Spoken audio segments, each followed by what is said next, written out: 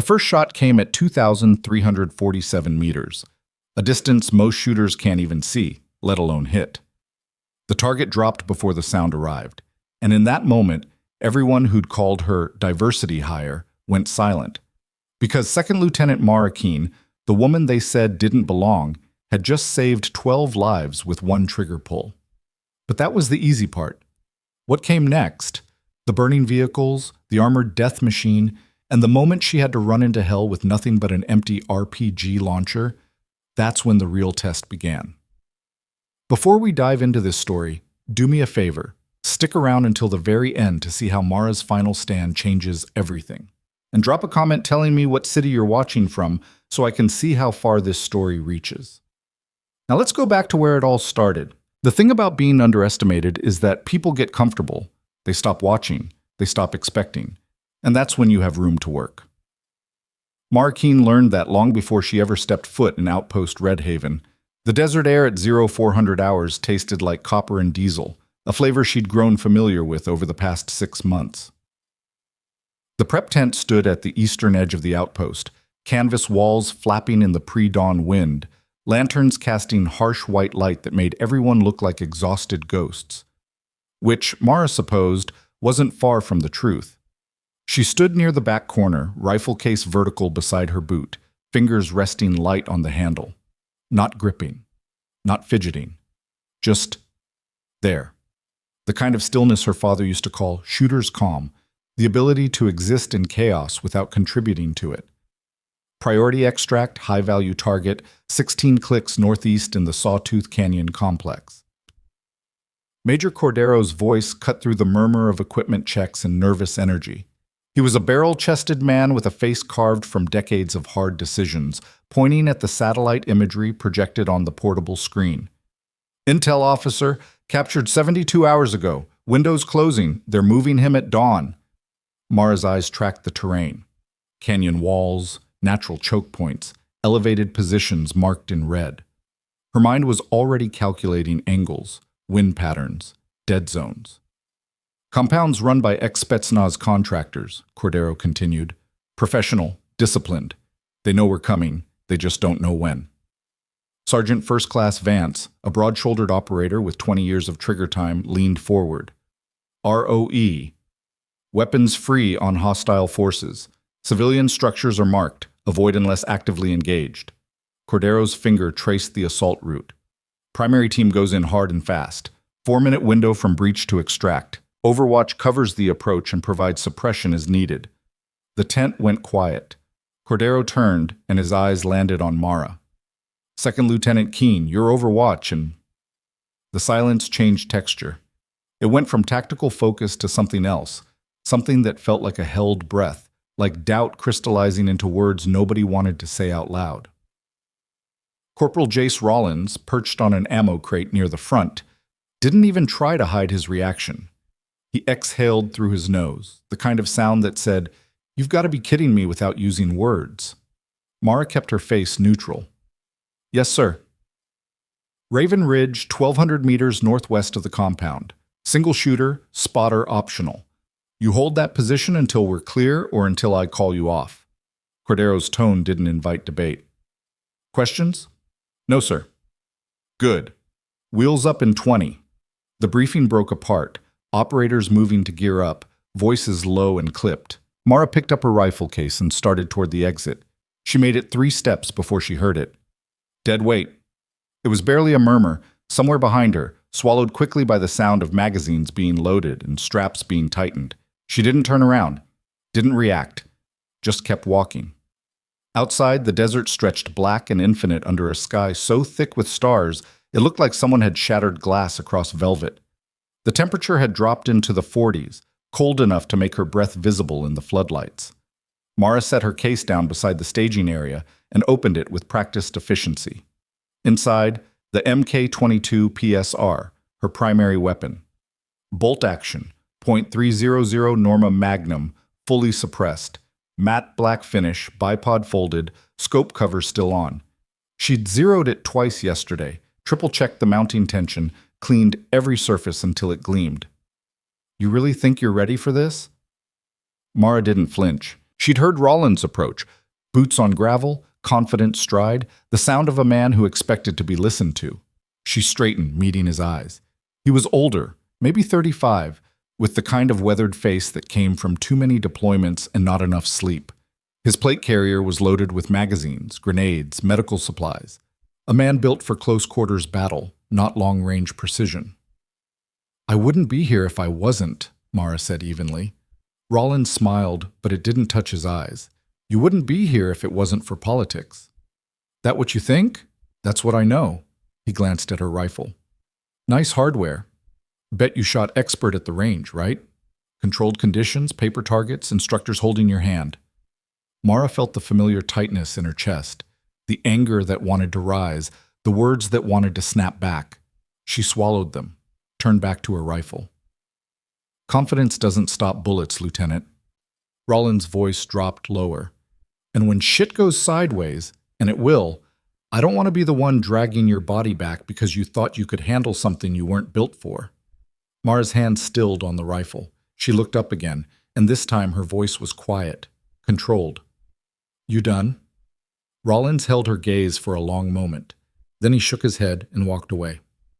Mara exhaled slowly, 4 count in, hold, 6 count out. The breathing technique her father taught her when she was 12, standing in the woods behind their house in Montana with a .22 rifle that felt enormous in her small hands. Shooting isn't about strength, kiddo. It's about control. Heart rate, breathing, mind. You master those, the rifle's just a tool. He'd been a police sharpshooter, died when she was 16. Heart attack, sudden and cruel. Left her with his rifle, his notebooks, and a belief that precision mattered more than power. She'd carried that belief through college, ROTC, through officer training, through every qualification course and evaluation board that looked at her and saw a liability instead of an asset. And she'd carry it tonight. "Keen." She turned. Staff Sergeant Yolanda Cross stood a few feet away, helmet already on, eyes sharp. Cross was the team medic, compact, efficient, with the kind of calm that came from stitching people back together under fire. "Yeah?" "Ignore Rollins." Cross's voice was matter-of-fact. "He's got issues with everyone. You just happen to be new and female, which makes you an easy target. I noticed." "You good?" Mara nodded. "I'm good." Cross studied her for a moment, then handed her a small packet. "Protein bar. You're going to be on that ridge for hours. Don't let your blood sugar drop." "Thanks. Don't thank me. Just do your job." Cross turned to leave, then paused. "And Keen? For what it's worth, Cordero doesn't put people in critical positions as a favor. He does it because he thinks they can handle it." Mara watched her walk away, then pocketed the protein bar and went back to her gear check.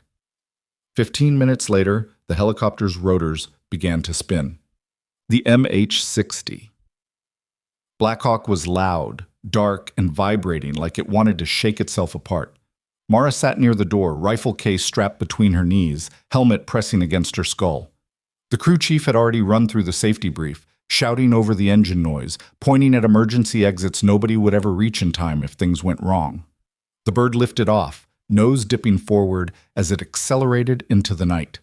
Mara pulled down her night vision goggles. The world turned green, the desert below a monochrome wasteland of rocks, scrub brush, and shadows. The mountains rose like broken teeth on the horizon, jagged peaks cutting into the starfield. Across from her, Rollins sat with his rifle across his lap, eyes closed. Next to him, Sergeant Vance was checking radio frequencies. Cross had her aid bag open, inventorying supplies for the 3rd time. Major Cordero sat beside the crew chief, headset on, studying a tablet with the mission overlay. Nobody spoke. The rotor noise made conversation pointless anyway. Mara focused on her breathing, in through the nose, out through the mouth. She ran through the checklist in her head. Range cards, wind calculations, ballistic data, backup plans. She'd studied the satellite imagery until she could navigate the terrain with her eyes closed. She knew the angles, the dead zones, the likely enemy positions. She was ready. The question was whether anyone else believed it. The helicopter banked hard, dropping altitude as the mountains rose around them. The pilot was flying nap of the earth, using terrain to mask their approach. Mara's stomach lurched, but she kept her breathing steady. 10 minutes later, the crew chief held up 5 fingers. 5 minutes to landing zone. Mara unstrapped her rifle case and began her final prep. Scope covers off. Bipod deployed. Chamber check. Everything smooth, everything exact. The helicopter flared, wheels touching down on a ridge 2 clicks from the target compound. The crew chief slapped the hull twice. Go, go, go. Mara was out before the skids fully settled, moving low and fast away from the rotor wash. The rest of the team followed, spreading out in a defensive perimeter as the helicopter lifted off and disappeared into the darkness. Silence crashed over them. Cordero raised a fist. Hold position. Everyone froze, scanning sectors, weapons ready. 30 seconds passed. A minute. Nothing. Cordero's hand dropped, pointing northeast. Move. They moved. What? The hike to Raven Ridge took 40 minutes. 40 minutes of scrambling over loose rock, threading through narrow gullies, moving fast enough to stay on schedule, but slow enough to stay silent. Mara's pack weighed 47 pounds, rifle, ammunition, water, emergency supplies, and enough ballistic data to engage targets out to 1,800 meters. Her shoulders burned, her thighs burned, her lungs burned. She didn't slow down. The terrain was unforgiving. Loose shale that shifted underfoot, thorny scrub that grabbed at clothing, sudden drops that appeared without warning in the darkness. Twice she almost went down, catching herself on sharp rock that sliced through her gloves. Rollins was 10 meters ahead, setting the pace. He moved like a machine, steady, relentless, indifferent to the weight or the altitude or the heat radiating off the rocks. Mara kept up. They reached the split point at 05:12 hours. Cordero held up a fist again, and everyone took a knee. Primary assault team, continue to staging position echo. His voice was barely a whisper through the radio. Keen, Raven Ridge is 300 meters northeast, elevation gain of 60 meters. You have 20 minutes to set up. Copy, Mara murmured. Call sign is Watcher 1. Report when you're in position. Watcher 1. Understood. Cordero nodded once. Then he turned to Rollins, Vance, and Cross. Let's move. They disappeared into the darkness like smoke. Mara was alone. She adjusted her pack, checked her compass bearing, and started climbing. Raven Ridge wasn't a ridge so much as a knife edge of rock jutting out from the canyon wall. 50 meters long, barely 3 meters wide, with a sheer drop on the northern side and a steep scree slope on the south. It was perfect. Mara reached the position at 05:29 hours and immediately began setting up. She moved with practiced efficiency, every action precise. First, the shooting mat. Unrolled on the flattest section of rock, positioned to maximize stability and minimize exposure. Second, the rifle. Bipod deployed, rear bag positioned, scope adjusted for elevation and parallax. Third, the rangefinder, aimed at the compound below, measuring distances to key landmarks. Main gate, 1,247 meters. Guard tower, 1,198 meters. Courtyard, 1,315 meters. She logged each number, building a mental map. Fourth, the wind meter. Reading showed gusting from the southwest at 8 to 12 miles per hour. Variable. She'd have to compensate on every shot. Fifth, communication check. Watcher 1 in position. Cordero's voice crackled back immediately. Copy, Watcher 1. Stand by. Mara settled in behind the rifle, cheek pressed to the stock, eye aligned with the scope. Below, the compound sprawled across a natural bowl in the canyon. 3 buildings, 2 single-story structures and 1 larger 2-story building that probably served as headquarters. Concrete walls, corrugated metal roofs, generator humming somewhere out of sight. Floodlights at each corner, bright enough to wash out her night vision if she looked directly at them. She counted guards. 2 on the tower, 3 patrolling the perimeter, 1 near the main gate. Movement inside the buildings. Shadows crossing windows, too indistinct to count. Professional, disciplined, exactly like Cordero had said. Mara checked her watch. 05:34 hours. The assault team would be in position in 11 minutes. She slowed her breathing, felt her heart rate drop from the climb, settling into the low 60s, relaxed her grip on the rifle, let the tension drain from her shoulders. This was the part she was good at, the waiting, the watching. The moment between heartbeats where the world narrows to a single point of focus. Her father had called it the quiet.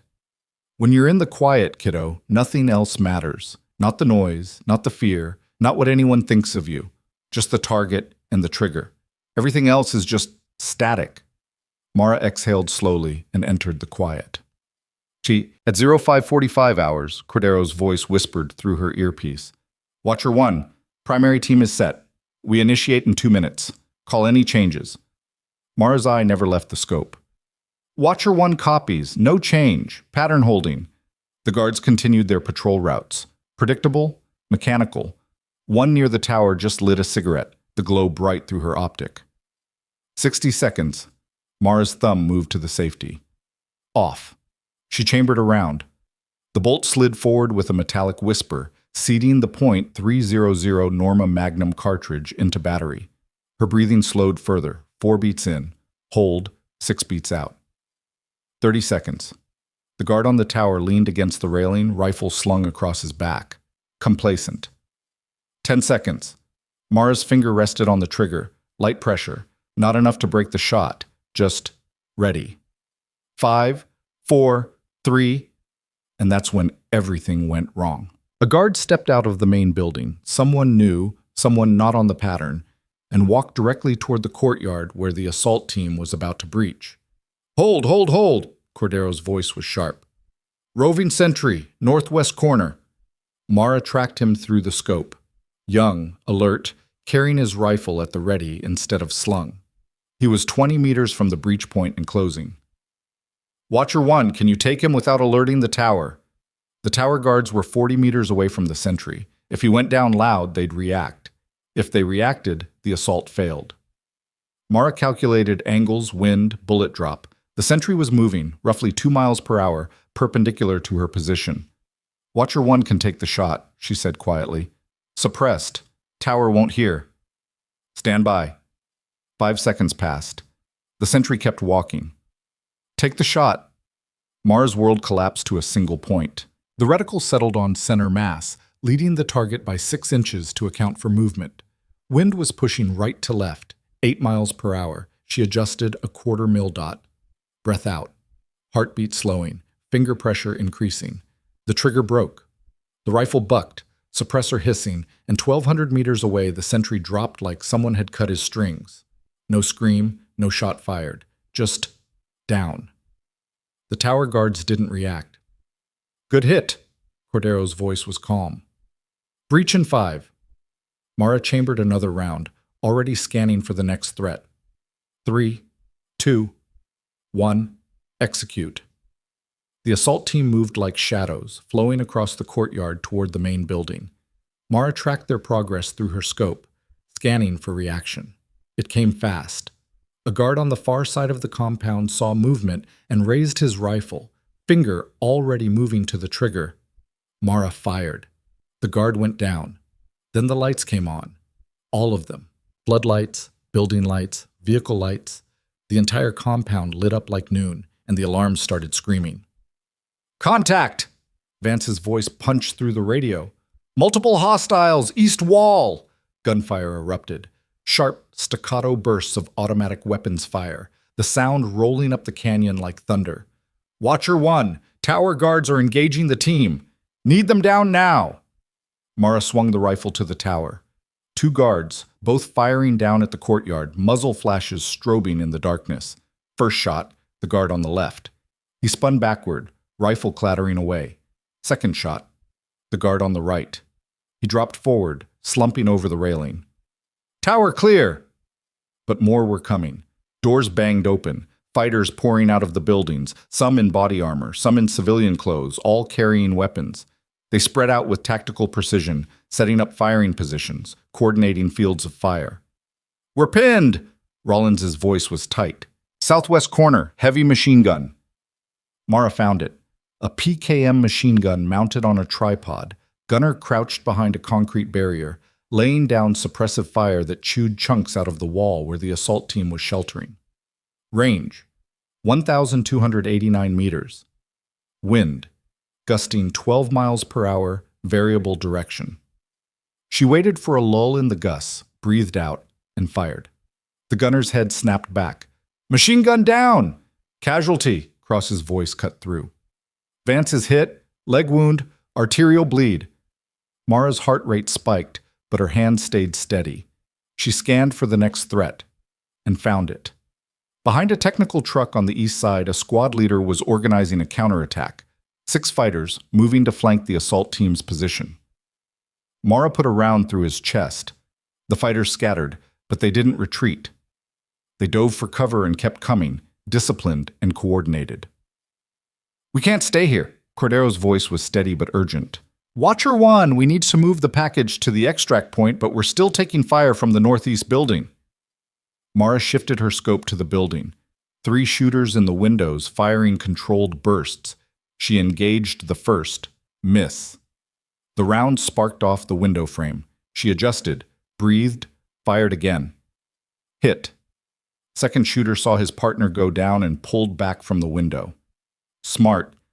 Third shooter kept firing, muzzle flash, giving away his position.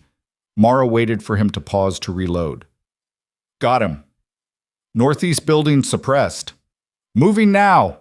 Through her scope, Mara watched the assault team sprint across open ground, cross-dragging Vance while Rollins and Cordero provided covering fire. They had the intel officer, a thin man in torn clothing, hands zip-tied, stumbling between them. They were halfway to the extract point when the headlights appeared. 2 technical trucks racing down the canyon access road, heavy machine guns mounted in the beds, maybe 30 seconds out. "Watcher 1, we've got reinforcements incoming from the south. 2 vehicles, crew-served weapons." Mara swung her rifle to track them. Moving targets, high speed, bad angle. She couldn't stop the gunners. The trucks were bouncing too much, the range too far for a precision shot on a moving platform. But she could stop the trucks. She aimed low, leading the first vehicle, and fired at the front tire. Miss, adjust, breathe, fire. The tire exploded, rubber shredding, and the truck swerved hard, but the driver compensated, keeping it moving. Mara shifted targets.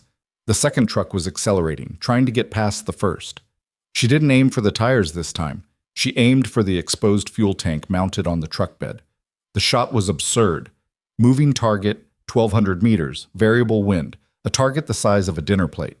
She fired anyway. The fuel tank ruptured. For half a second, nothing happened. Then fire blossomed, orange and violent, and the truck became a rolling bomb.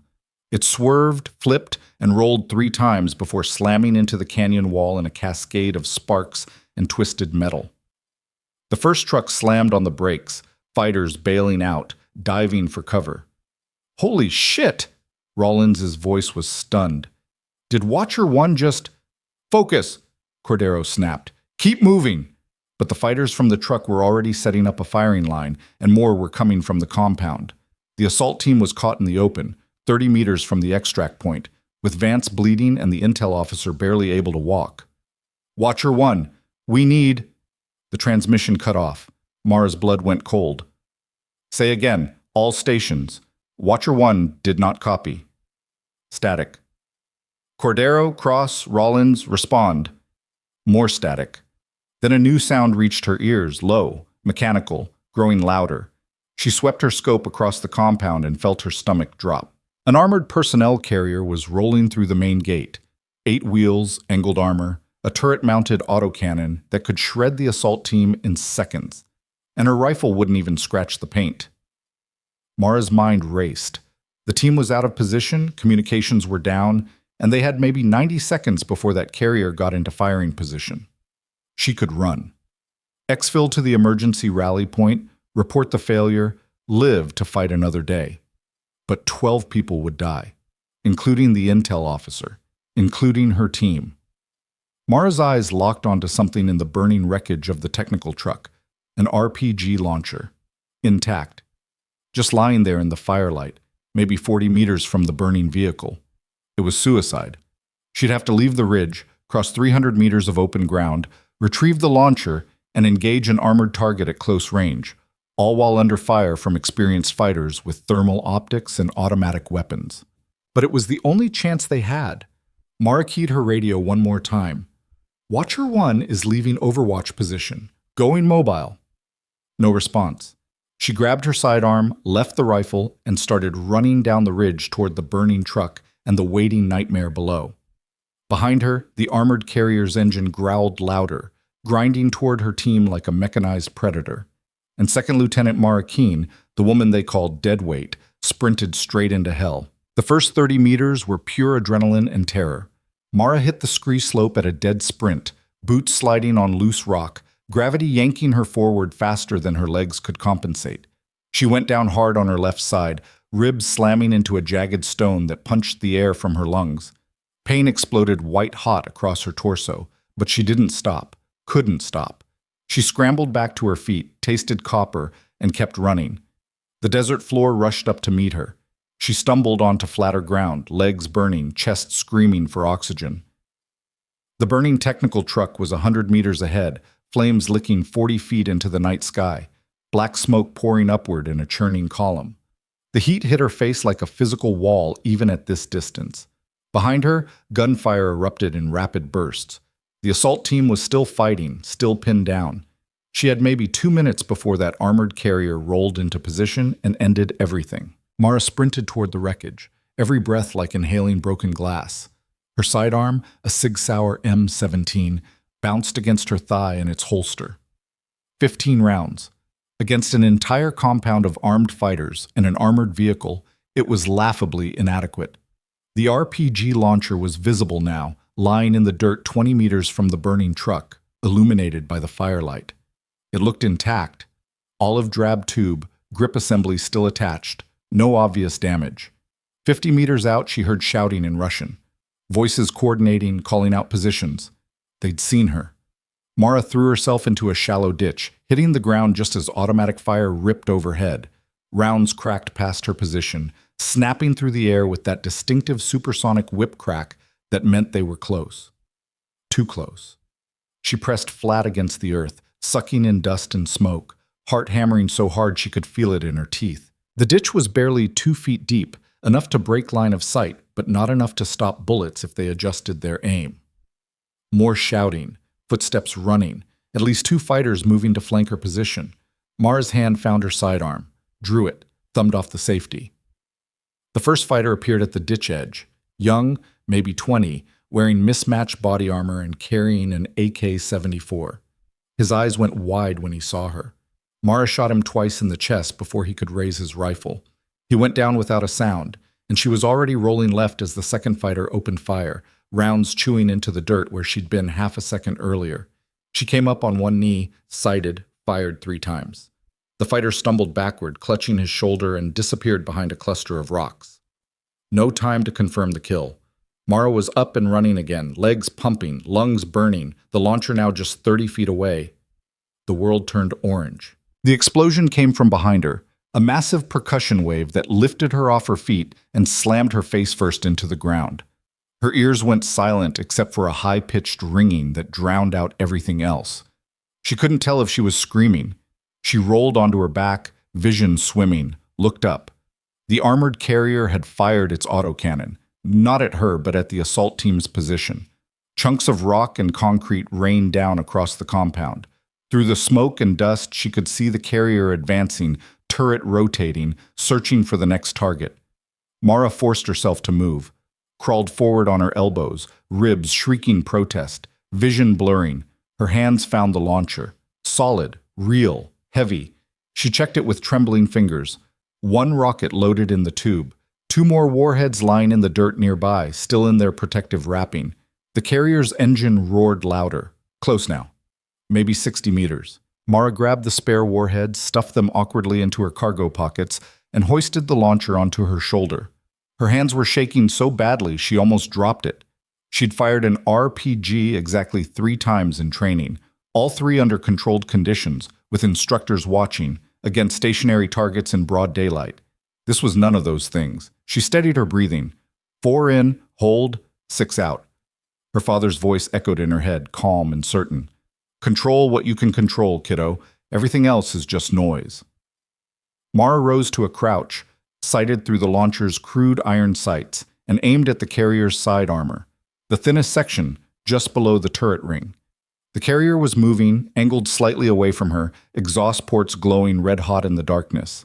She led the target, exhaled, squeezed the trigger. The rocket screamed out of the tube with a sound like tearing metal, backblast kicking up a wall of dust and superheated air behind her. The warhead covered 60 meters in under a second and slammed into the carrier's flank. The explosion was enormous. Flash of white light, shrapnel screaming outward, smoke billowing. But when it cleared, the carrier was still moving. The armor had held. The rocket had scarred the plating, maybe damaged some external components, but it hadn't penetrated. The turret swiveled toward her. Mara's blood went cold. She dropped the empty launcher, yanked one of the spare warheads from her pocket, and started reloading with hands that felt like they belonged to someone else. Her fingers fumbled the first attempt. The warhead slipped, nearly fell. She caught it, forced herself to slow down, aligned the contact prongs, seated in the tube, locked the safety collar. The autocannon barrel tracked toward her position. She shouldered the launcher again. No time to aim properly, just point and pray. The first autocannon burst chewed through the dirt 10 feet to her left, tracers burning bright green trails through the smoke. She could feel the impacts through the ground, like a giant hammering the earth. Mara fired. This rocket hit the turret ring, the junction where the turret met the hull. Metal screamed, hydraulics ruptured, and the turret froze mid-rotation, stuck at a 45-degree angle. Still not dead, but crippled. The carrier lurched to a stop, engine revving as the driver tried to maneuver, but the turret couldn't traverse. It was locked. Mara grabbed the last warhead. Her hands were steadier now, not calm, but functional. She'd crossed some invisible line where panic became focus, where fear became fuel. Third rocket loaded.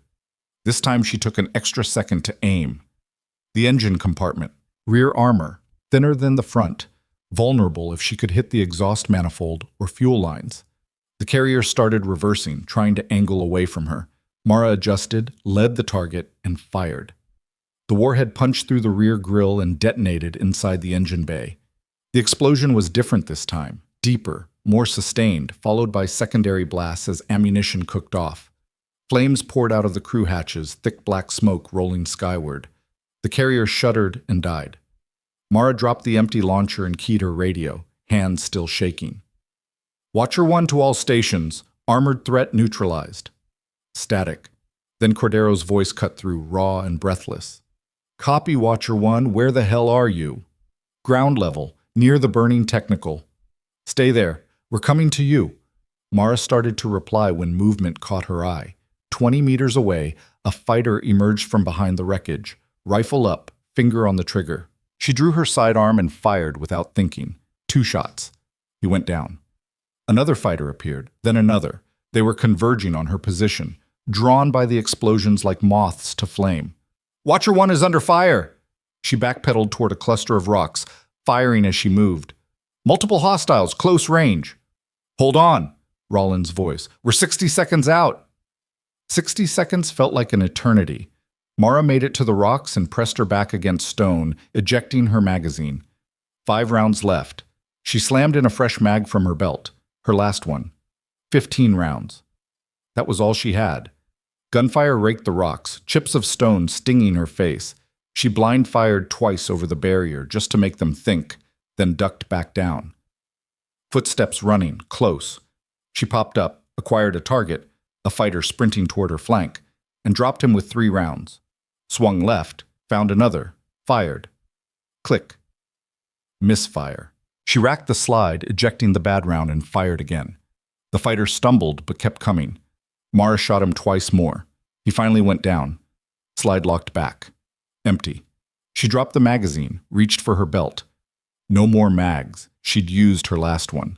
The fighter she'd shot in the shoulder earlier appeared on her right, rifle raised, blood soaking his shirt, but his eyes bright with rage and adrenaline. Mara threw her empty pistol at his face. He flinched, and she closed the distance in 2 steps, grabbing his rifle barrel and yanking it sideways as he fired. The muzzle blast deafened her left ear completely, but the rounds went wide. She drove her knee into his wounded shoulder. He screamed, grip loosening, and she ripped the AK-74 from his hands, swung the stock into his jaw. He dropped. Mara spun, rifle up. and came face to face with 3 more fighters, all with weapons aimed at her center mass. She was out of options, out of ammunition, out of miracles. They were shouting at her in Russian, gesturing with their rifles. "Drop the weapon! Get on the ground!" Mara's finger tightened on the trigger. She could take maybe one of them before they cut her down. Her father's voice whispered in her head, "Sometimes the brave thing isn't pulling the trigger, kiddo. Sometimes it's knowing when not to." She lowered the rifle, let it fall to the dirt, raised her hands. The fighters moved in fast, one kicking her legs out from under her, slamming her face first into the ground. Zip ties bit into her wrists, pulled tight enough to cut off circulation. Rough hands yanked her upright, shoved her forward. Through the haze of pain and exhaustion, she heard Cordero's voice over the radio, tinny and distant. "Watcher 1, status?" She couldn't answer. The radio was still clipped to her vest, but her hands were bound behind her back. "Watcher 1, respond!" One of the fighters ripped the radio off her vest and threw it into the dirt, crushing it under his boot. They dragged her toward the compound, past the burning carrier, past the bodies of fighters she'd killed. Her vision swam.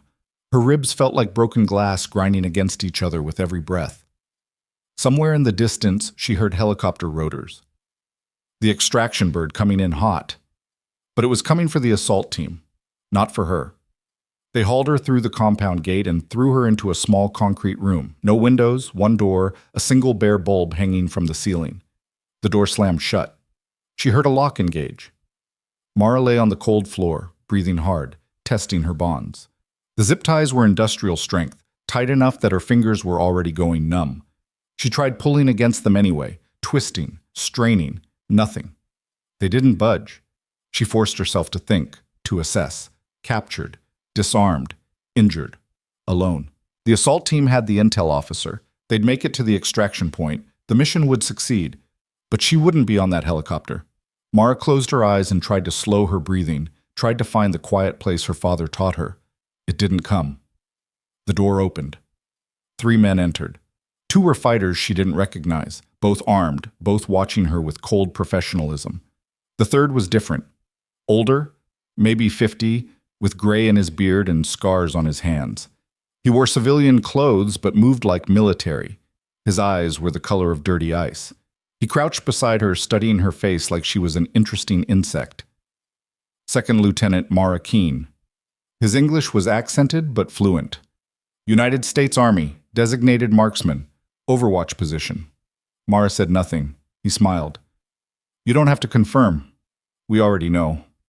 Found your rifle on Raven Ridge. Beautiful weapon. You take good care of your equipment."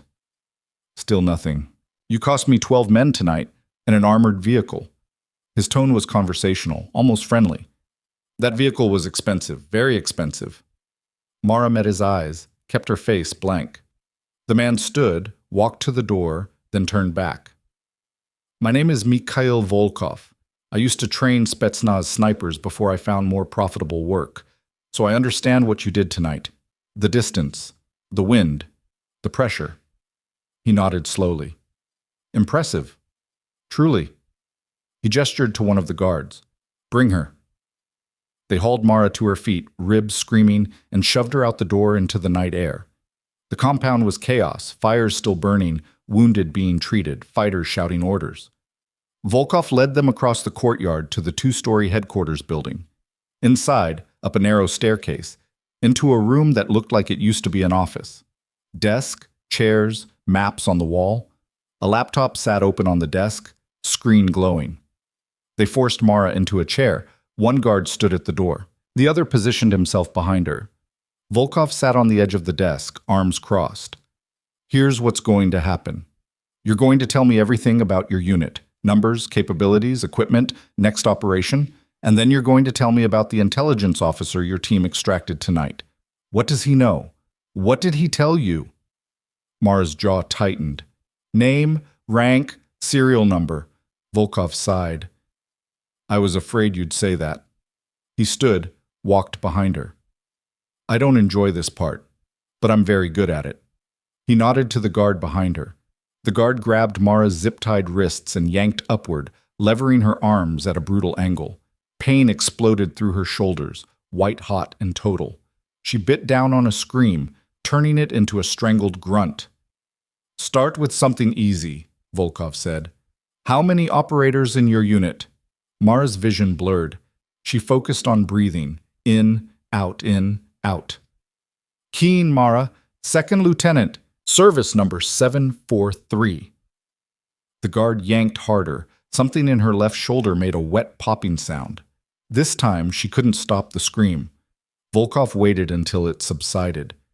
We can do this for hours, or you can talk, and I can make it stop. Mara's head dropped forward, hair falling across her face. Her breathing came in ragged gasps. She needed time. Needed to think. 7439128. Volkov leaned closer. What? My service number. 74339. He backhanded her across the face. Her head snapped sideways, blood filling her mouth from a split lip. You think you're brave? Volkov's voice was colder now. You think this makes you a hero? Your team left you. They're already gone. Nobody's coming back. He walked to the window, looking out at the compound. You know what I think? I think you're scared. I think you're trying to buy time because you think someone will rescue you. He turned back.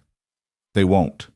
Mara spat blood onto the floor, looked up at him through strands of hair, and for the first time she smiled. You talk a lot for someone who's supposed to be good at this. Volkov's expression didn't change, but something shifted in his eyes. He gestured to the guard again. This time the pain was different, electric, searing, running from her shoulders down her spine.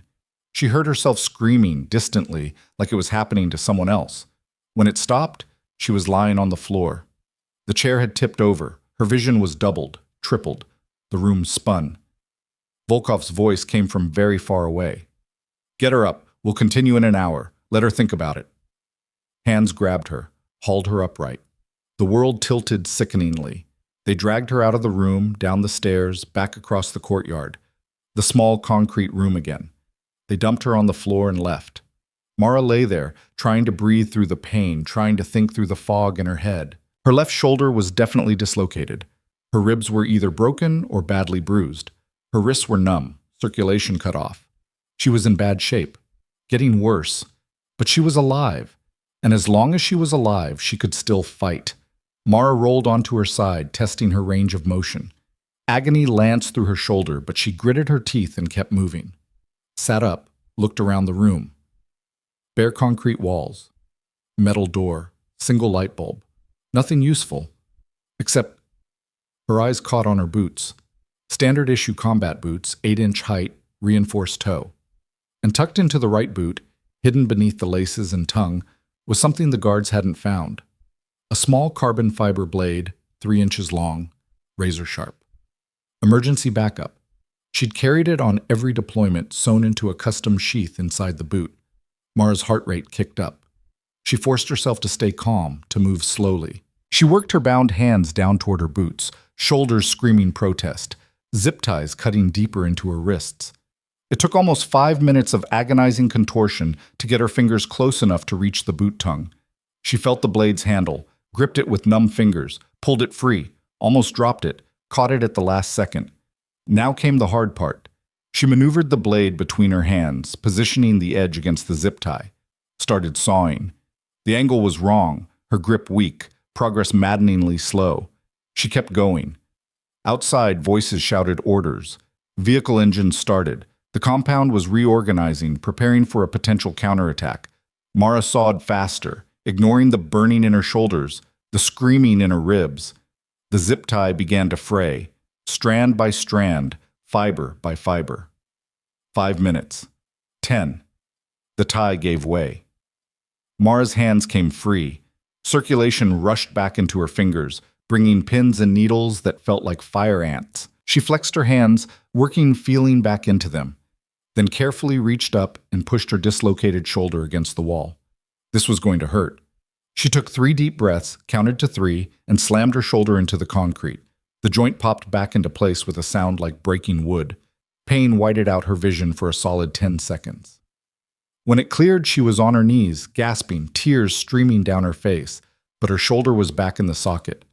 Mara climbed to her feet, swaying, tested her weight. She could move, barely. She still had the blade, and now she had her hands. That made her dangerous again. She moved to the door, pressed her ear against it, heard footsteps outside, regular and rhythmic. A guard posted nearby. Mara looked up at the light bulb. Single fixture, exposed wiring where it connected to the ceiling. Not ideal, but workable. She unscrewed the bulb carefully, plunging the room into darkness. Then she positioned herself beside the door and started screaming. "Help! Someone help! I can't breathe!" The footsteps outside stopped. A pause. Then the lock rattled. The door opened, spilling light into the room. A guard stepped in, rifle up, scanning the darkness.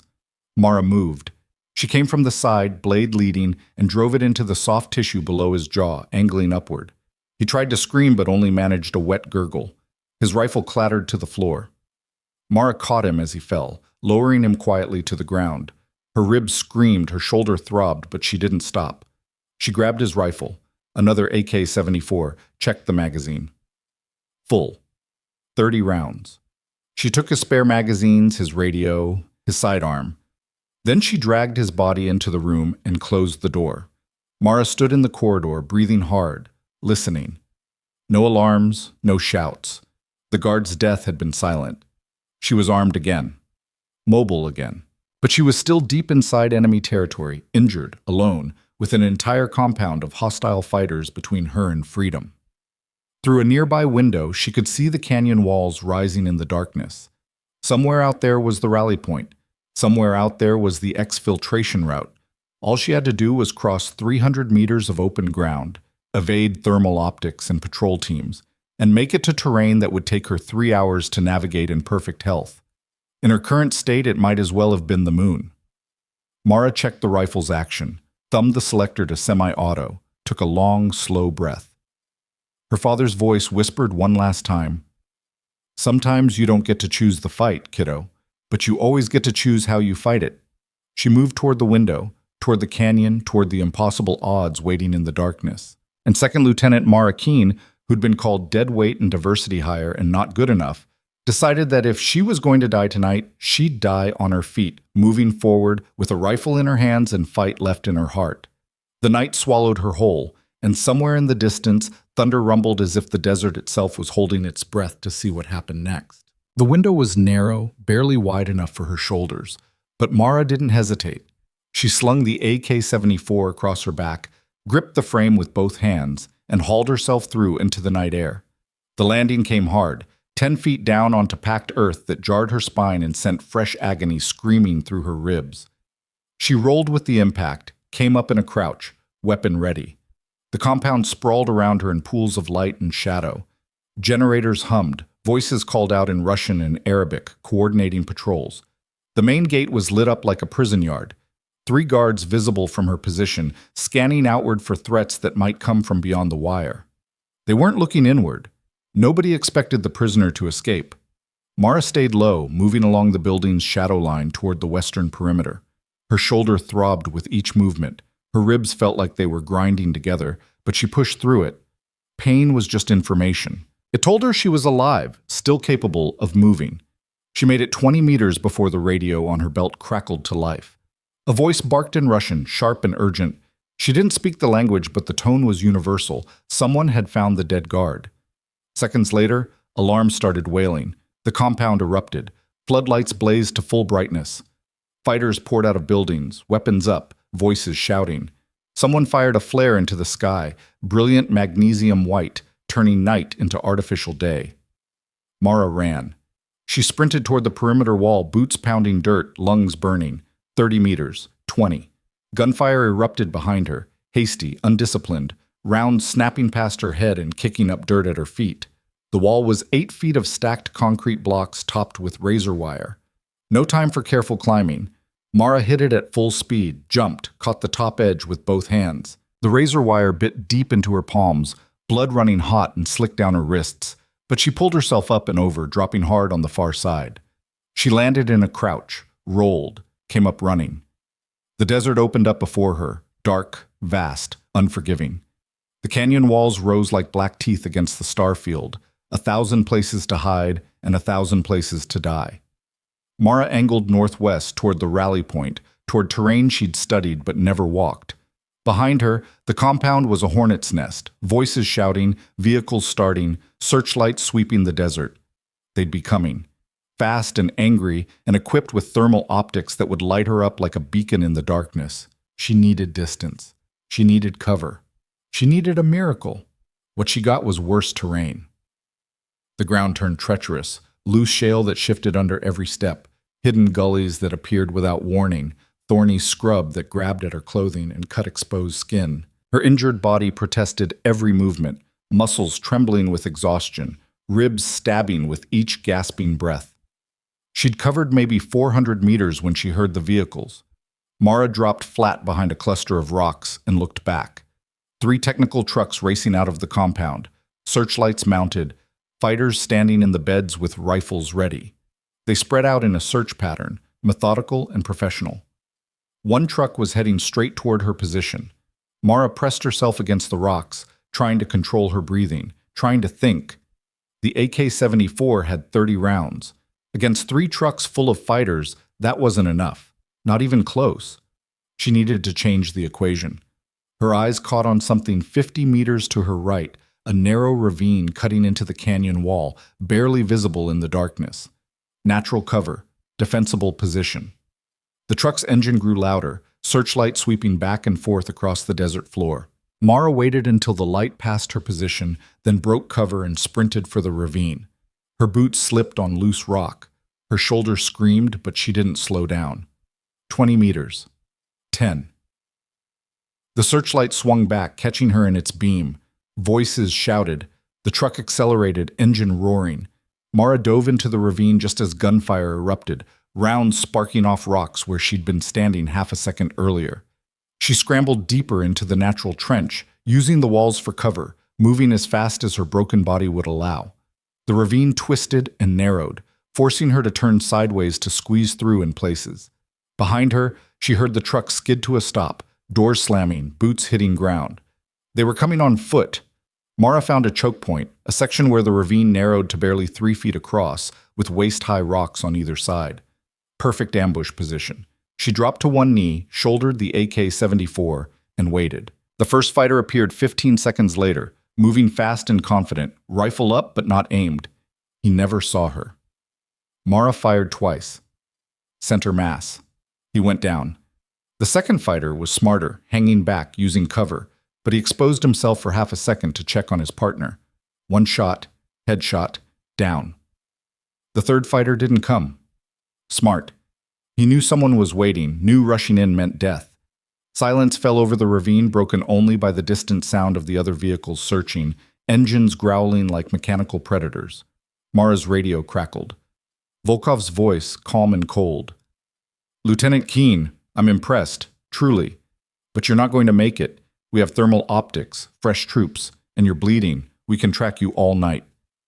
She didn't respond, didn't waste energy on words that wouldn't change anything. "Come back now, and I'll make it quick," Volkov continued. "Keep running, and when we catch you, and we will catch you, I'll make it last days." Mara ejected the magazine, checked the count. 26 rounds left. Not enough for a sustained fight. She looted the dead fighters quickly, efficiently, found 2 spare magazines, a fragmentation grenade, and a suppressed Makarov pistol. Better. Movement caught her eye, thermal imaging goggles on one of the bodies. She grabbed them, pulled them on. The world turned into shades of heat. Warm rocks glowed dull orange. The dead bodies blazed white-hot, and in the distance she could see the heat signatures of the searching fighters, spread out across the desert in a coordinated sweep pattern. They were boxing her in, cutting off escape routes. Professional tactics. Mara studied the terrain through the thermal optics, looking for anything she could use. The canyon system was a maze of natural features, ravines, caves, dead ends, and one narrow passage that might lead to higher ground. Might. No guarantees. But staying here meant dying here. She moved deeper into the ravine, following the natural contours, weapon ready. The passage narrowed further, forcing her to crawl in places. Jagged rock scraping her back. Her ribs protested every movement, pain building to the point where she had to stop and breathe through it, vision graying at the edges. Keep moving. Just keep moving. The ravine opened into a small cave, maybe 12 feet deep, 6 feet high, carved by ancient water flow. Dead end. Mara's heart sank. She'd bet wrong. Trapped herself. Then she noticed the gap. High up on the cave wall, partially hidden by shadow, was a crack in the rock. Narrow, steep, maybe wide enough to climb. She couldn't see where it led, but staying in the cave meant certain death. The fighters would sweep through, find her, end this. Mara slung the rifle, grabbed the rough stone, and started climbing. Every pull sent lightning through her injured shoulder. Her palms were slick with blood from the razor wire, making every grip uncertain. Twice she almost fell, fingers slipping on smooth stone, legs scrabbling for purchase. She made it 10 feet up when she heard voices below, boots on stone, flashlight sweeping the ravine.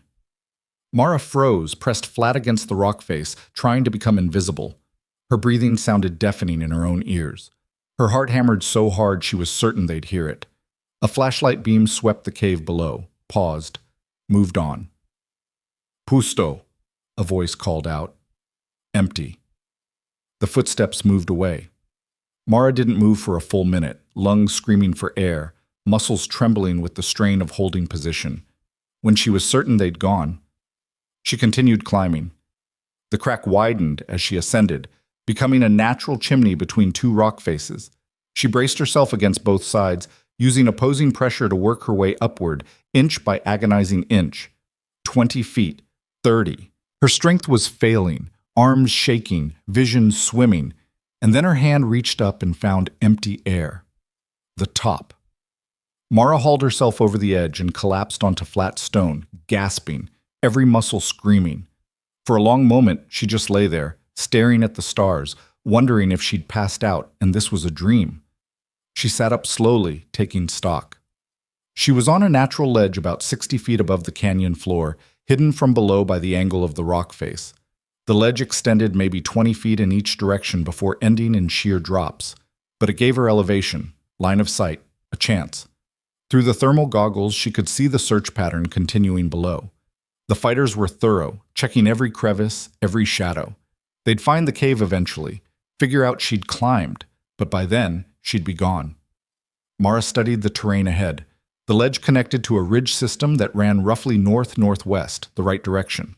It was exposed, dangerous. One wrong step meant falling to her death. But it was a path. She started moving, placing each step carefully, testing every handhold.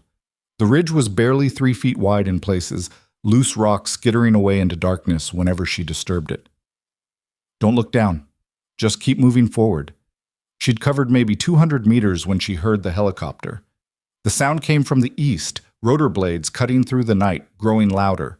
Searchlights stabbed down from the sky, sweeping the canyon in methodical patterns. They'd brought in air support. Mara pressed herself into a shallow depression in the rock face, trying to minimize her thermal signature. The helicopter passed overhead, searchlight missing her by 30 feet, and continued sweeping south. She waited until the sound faded, then kept moving. The ridge descended gradually, leading her down toward the canyon floor at a more manageable angle.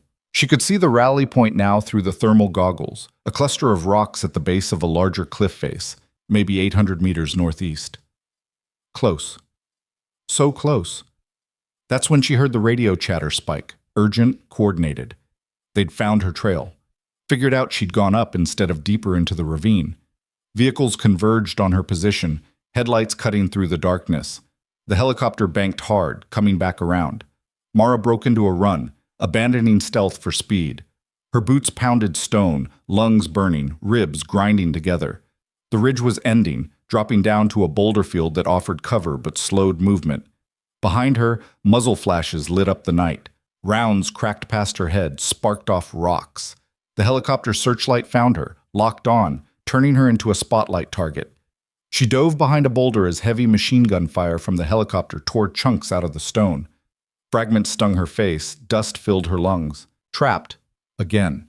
With nowhere to run and not enough ammunition to fight, Mara's hand found the fragmentation grenade on her belt. One grenade. Against a helicopter and 3 trucks full of fighters.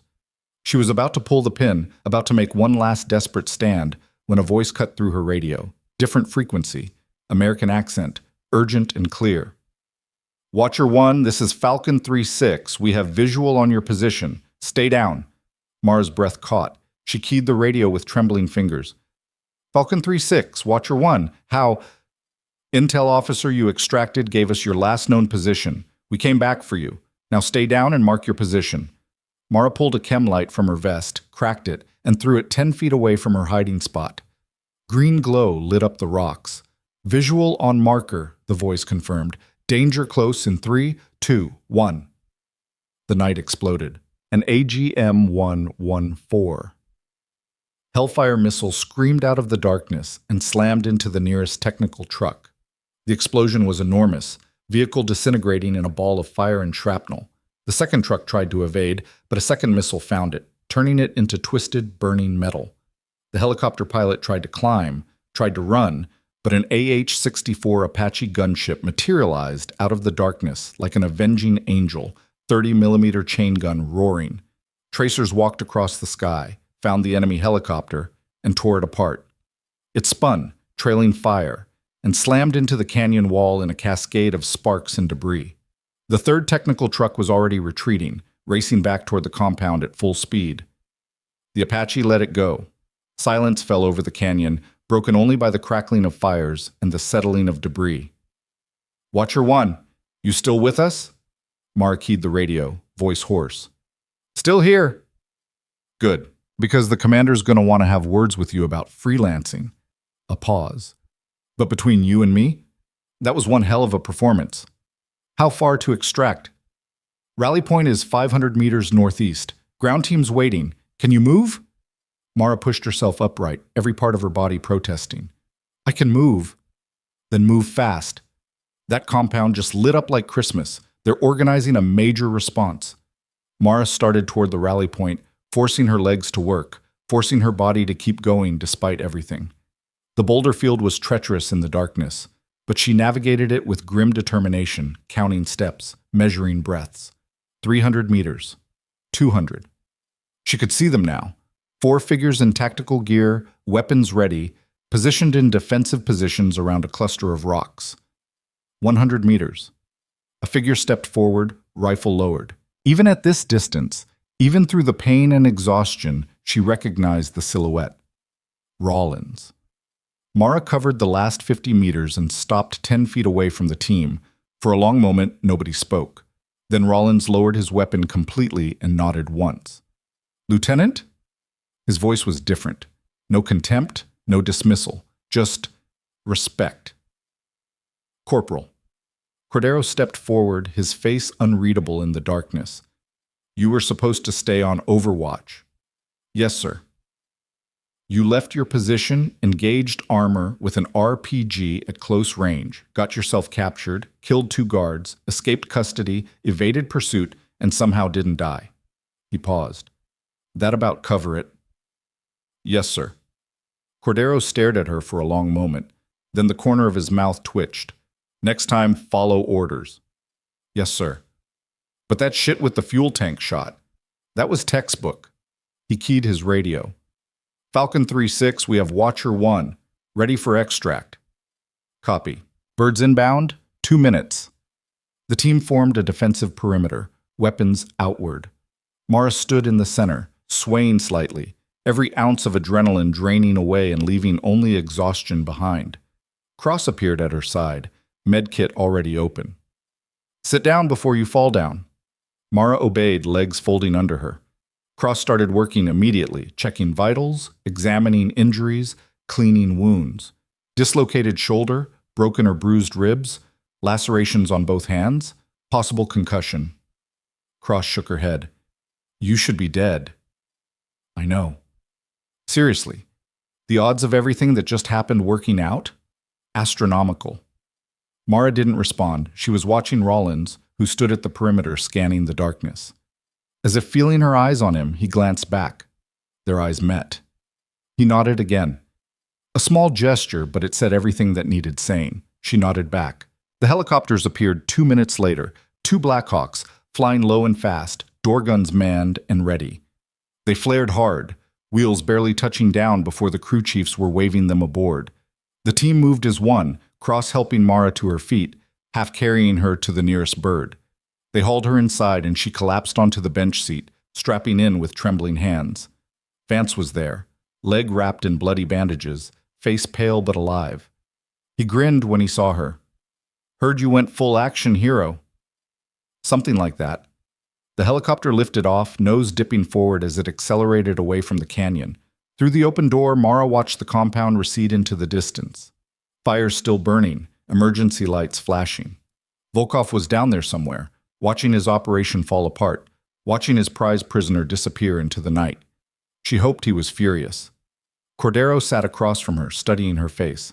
"Intel officer says you saved his life. Says if you hadn't taken out that machine gun nest, they'd have cut him down in the courtyard." "Just doing my job, sir." "Your job was Overwatch. You went way beyond that." He leaned forward. "What you did tonight, the shots, the armor kill, the escape, that's going in my report. Every detail." Mara met his eyes. "And the part where I disobeyed orders?" "What part was that?" Cordero's expression didn't change.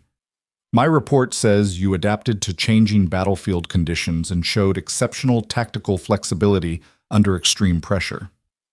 Rollins, sitting nearby, made a sound that might have been a laugh. The flight back to base took 40 minutes. Mara spent most of it drifting in and out of consciousness, cross-monitoring her vitals, occasionally forcing her to drink water. The pain was constant now, a full-body ache that made thinking difficult. But they were alive, all of them, including the intel officer, who sat wrapped in a blanket, looking shell-shocked but intact. The helicopter touched down at Outpost Redhaven just as dawn broke over the eastern mountains, turning the sky from black to deep purple to burning orange. Mara watched the sunrise through the door, thinking about her father, about all the mornings he'd watched through a scope while waiting for the perfect shot. "I did it, Dad. I proved I belonged." Medical was waiting, stretchers, triage teams, the whole apparatus. They tried to put Mara on a stretcher, but she waved them off, insisting on walking. It was stupid and prideful and probably made her injuries worse, but she needed to walk off that helicopter on her own 2 feet, needed everyone to see her do it. The base was buzzing with activity. Word had spread about the mission, about the extraction, about the second lieutenant who'd apparently lost her mind and decided to fight an entire compound by herself. Mara made it 20 feet from the helicopter before her legs finally gave out. Cross caught her before she hit the ground. "Okay, hero, stretcher time." Mara didn't argue. She let them load her onto the stretcher, let them carry her to the medical tent, let the exhaustion finally claim her.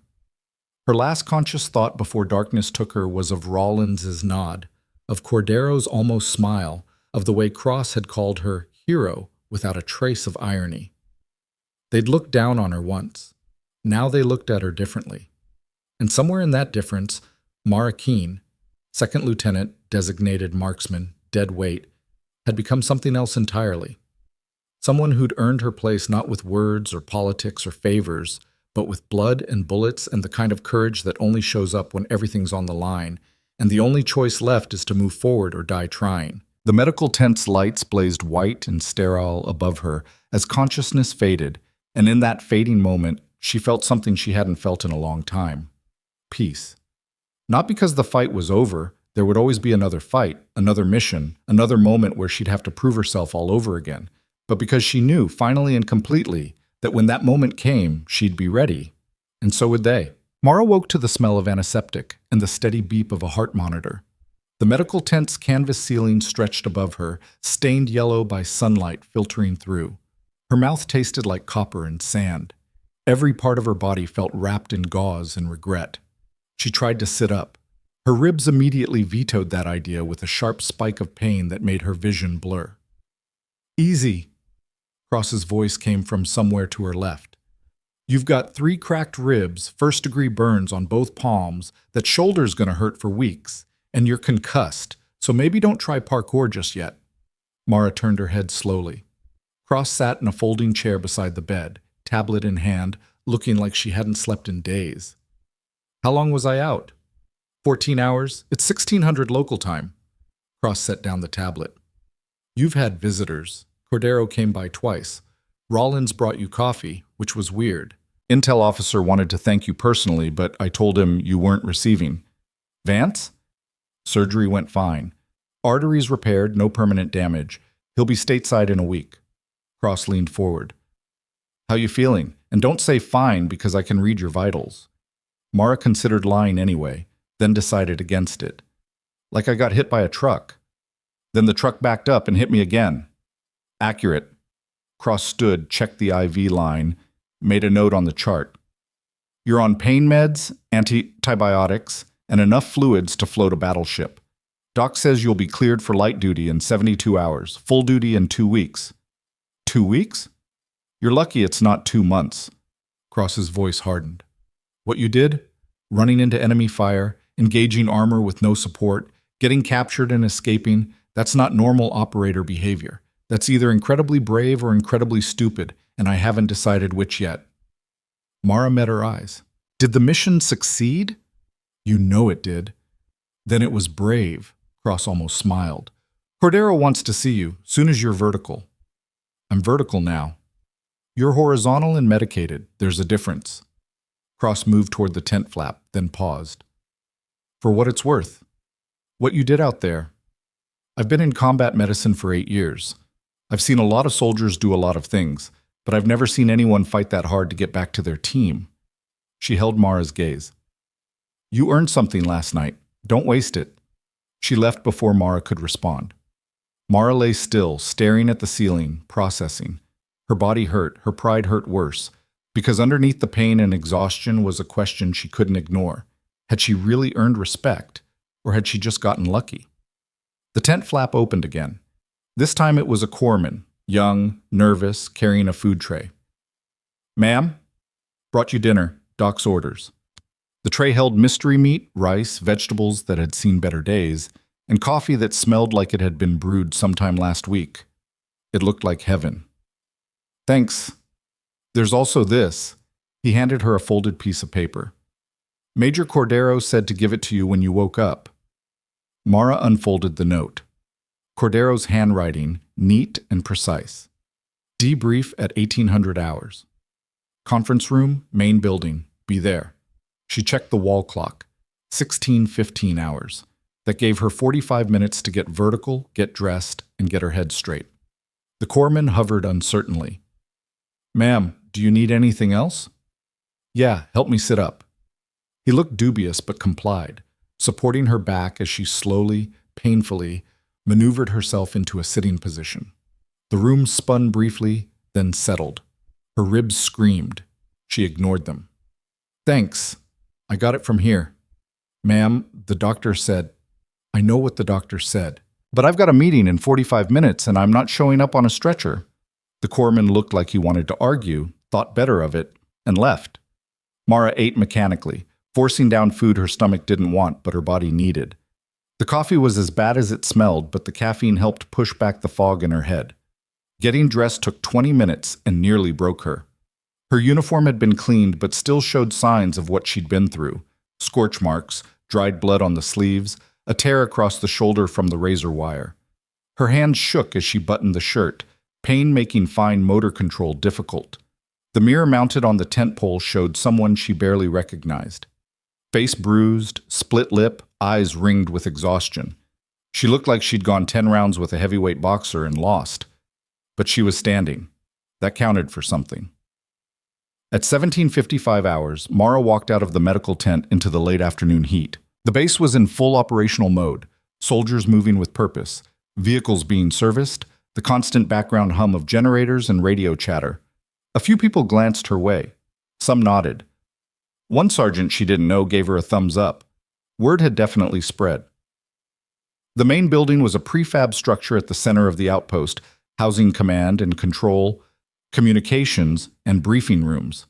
Mara climbed the 3 steps to the entrance, each one a small victory over her protesting body, and pushed through the door. Air conditioning hit her like a blessing.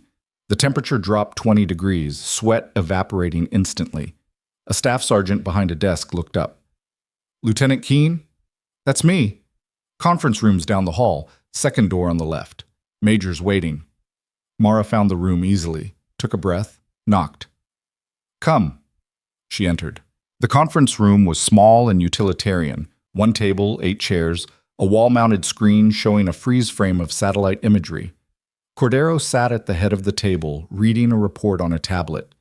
He didn't look up immediately. Close the door. Sit. Mara obeyed, taking the chair directly across from him. The movement sent fresh pain through her ribs. She kept her face neutral. Cordero set down the tablet and studied her for a long moment. His expression was unreadable. "How you feeling?" "Ready for duty, sir." "I didn't ask if you were ready. I asked how you're feeling." Mara hesitated. "Like I got hit by a truck." "That's what Cross said you'd say." Cordero leaned back in his chair. "I've got reports from 6 different sources about what happened last night. Team reports, air support logs, signals intelligence, even satellite imagery from when you were on that ridge." He tapped the tablet. "Want to know what they all say?" "Sir?" "That you're either the luckiest soldier I've ever seen or the most skilled, possibly both." He leaned forward. 12 shots fired from Overwatch, 12 hits, 0 misses, ranges from 1,100 to 1,300 meters in variable wind under combat stress. That's not luck. Mara said nothing. Then there's the fuel tank shot. Moving target, 1,200 meters, dinner plate-sized target. My best shooters wouldn't take that shot. You made it. He paused. How? Training, sir? And what? She met his eyes. My father was a police sharpshooter. He started training me when I was 12. Taught me everything: breathing, trigger control, wind reading, range estimation. We'd spend weekends in the woods shooting at targets he'd set up at ridiculous distances. He said if I could learn to shoot under pressure, everything else would be easier. He taught you well. He died when I was 16, heart attack. I kept training on my own. Joined ROTC in college, qualified expert on every weapon system they'd let me touch. But when I commissioned... She stopped. When you commissioned, people looked at you and saw demographics, not capability. Yes, sir. Cordero was quiet for a moment. You know what I saw in your personnel file when they assigned you to my unit? Sir? Top marks in marksmanship, excellent tactical thinking, strong physical fitness scores, and a note from your previous CO saying you were adequate for admin roles but not recommended for combat operations. He smiled, but it wasn't friendly. That CO is a jackass, and he's wrong. Mara felt something loosen in her chest. What you did last night, Cordero continued, took skill, courage, and tactical flexibility. The armored carrier engagement alone is going into the training manual. But, his voice hardened, you also disobeyed orders. You left your designated position without authorization. You engaged in close combat when your role was Overwatch, and you got yourself captured, which could have compromised the entire operation. Yes, sir. So here's where we are. I can write this up as insubordination and have you reassigned to counting socks at some supply depot. Or I can write it up as exceptional performance under unique circumstances and recommend you for decoration. He studied her. Which would you prefer? It was a trap. Had to be. Whatever you think is appropriate, sir. Wrong answer. Cordero stood, walked to the window, looked out at the base. I don't want soldiers who just follow orders blindly. I want soldiers who can think, who can adapt, who can make hard calls when communications go down and the situation goes sideways. He turned back. But I also need soldiers who understand that there's a difference between tactical flexibility and reckless disregard for protocol. Understood, sir. Do you? Because from where I'm sitting, you've got a chip on your shoulder the size of Montana. You're so busy trying to prove you belong that you're taking unnecessary risks. That gets people killed. Mara's jaw tightened. With respect, sir, everything I did last night was necessary. The team was pinned. The carrier would have killed them. Someone had to... Someone. Not necessarily you. Cordero moved back to the table, planted both hands on it, leaned in. You're a designated marksman, one of the best I've seen, but you're not infantry, you're not explosives, and you're definitely not a one-woman army. He paused. Last night worked out. Next time might not. And I won't lose a skilled operator because she's got something to prove. The words hit harder than Mara expected. She stared at the table, processing. Sir, permission to speak freely? Granted. You're right. I do have something to prove. Because every unit I've been in, every assignment I've taken, someone's been waiting for me to fail. Waiting to say, see, we told you she couldn't handle it. So yeah, maybe I take risks. Maybe I push harder than I should. But it's because the moment I stop proving myself, the moment I show weakness, that's when they win. Who wins? Everyone who thinks I don't belong here. Cordero was quiet for a long moment. When he spoke again, his voice was softer. You know what the team calls you now? Mara looked up, surprised. Sir? Iron Wolf. Started with Rollins, spread from there. You know why? She shook her head. Because wolves are smart, adaptable, and dangerous. And iron doesn't break. He straightened. You've proved yourself, Keen. Mission's over. You can stop fighting now. Can I? The words came out sharper than she intended. Because I guarantee when we get back stateside, someone's going to look at my report and say I got lucky. Say the mission succeeded despite me, not because of me. Say I was reckless and emotional, and let them say it. Cordero's voice cut through her building anger like a knife. Because I'm the one writing the report, and my report says Second Lieutenant Mara Keen performed with exceptional skill and courage under extreme conditions. It says she's recommended for the Bronze Star with Valor device. And it says any unit would be lucky to have her. Mara stared at him, speechless. Bronze Star's going to take time to process, paperwork, review boards, all that bureaucratic nonsense. But it's going through. I'll make sure of it. He picked up his tablet again. You're dismissed. Get some rest. Report back to duty when medical clears you. Mara stood slowly, ribs protesting. Sir, thank you. Don't thank me. You earned it. He glanced up one more time. And Keen?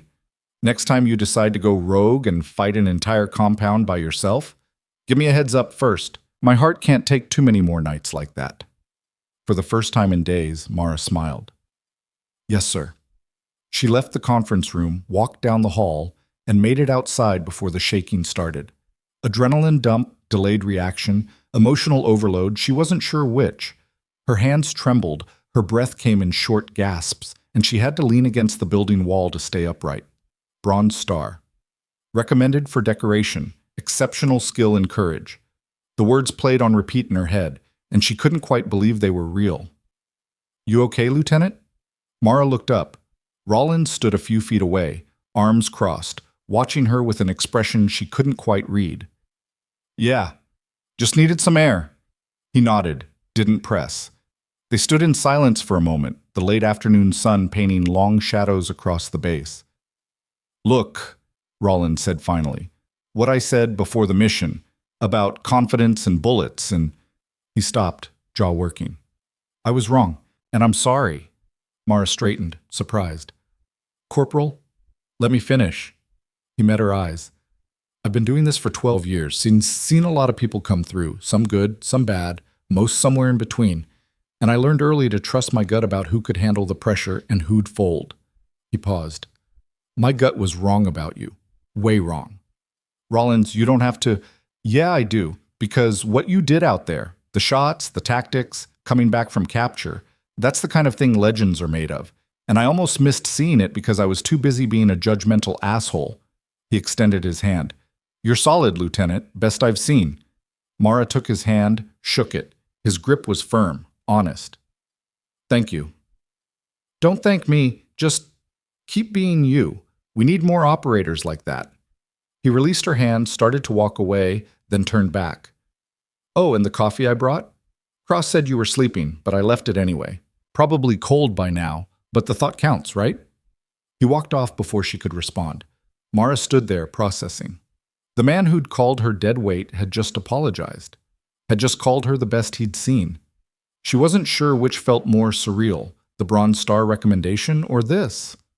The next 3 days passed in a blur of recovery and routine. Medical checks every 6 hours, physical therapy for her shoulder, paperwork documenting the mission, the injuries, the equipment lost and expended. Mara spent most of it in a fog of pain medication and exhaustion, but slowly, incrementally, she started feeling human again. On the 4th day, Cross cleared her for light duty. Nothing strenuous, Cross warned. No lifting over 10 pounds, no running, no combat operations. You're basically on desk work until your ribs heal. How long? 4 to 6 weeks. And before you ask, no, you can't speed it up by ignoring my instructions and hurting yourself again. That just resets the clock. Mara returned to her quarters, a small room she shared with another female officer who was currently deployed elsewhere, and found a box waiting on her bunk. Inside, her rifle. The MK-22 PSR, cleaned, oiled, and cased. A note attached in Cordero's handwriting, recovered from Raven Ridge, still zeroed. Don't make me regret giving this back. Mara ran her fingers along the case, feeling the familiar contours.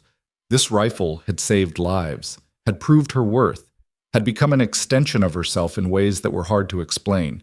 She set it carefully in her footlocker and locked it. That evening, the team gathered for an informal debrief. No officers, no official record, just the operators who'd been there, sharing a meal and talking through what happened. It was tradition after difficult missions, a way to process trauma and build unit cohesion. Mara almost didn't go.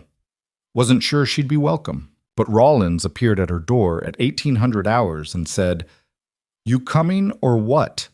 in a tone that didn't really allow for refusal.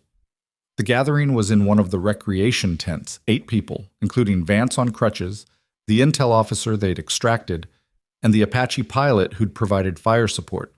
Someone had scrounged up actual hot food from somewhere. Beer wasn't officially allowed, but a few cans appeared anyway, passed around discreetly. Mara took a seat near the edge of the group, still feeling like an outsider. Vance raised a can in her direction. "To the Iron Wolf, for carrying this team's ass when we needed it most." The group echoed the toast. "Iron Wolf." Mara felt heat rise in her face.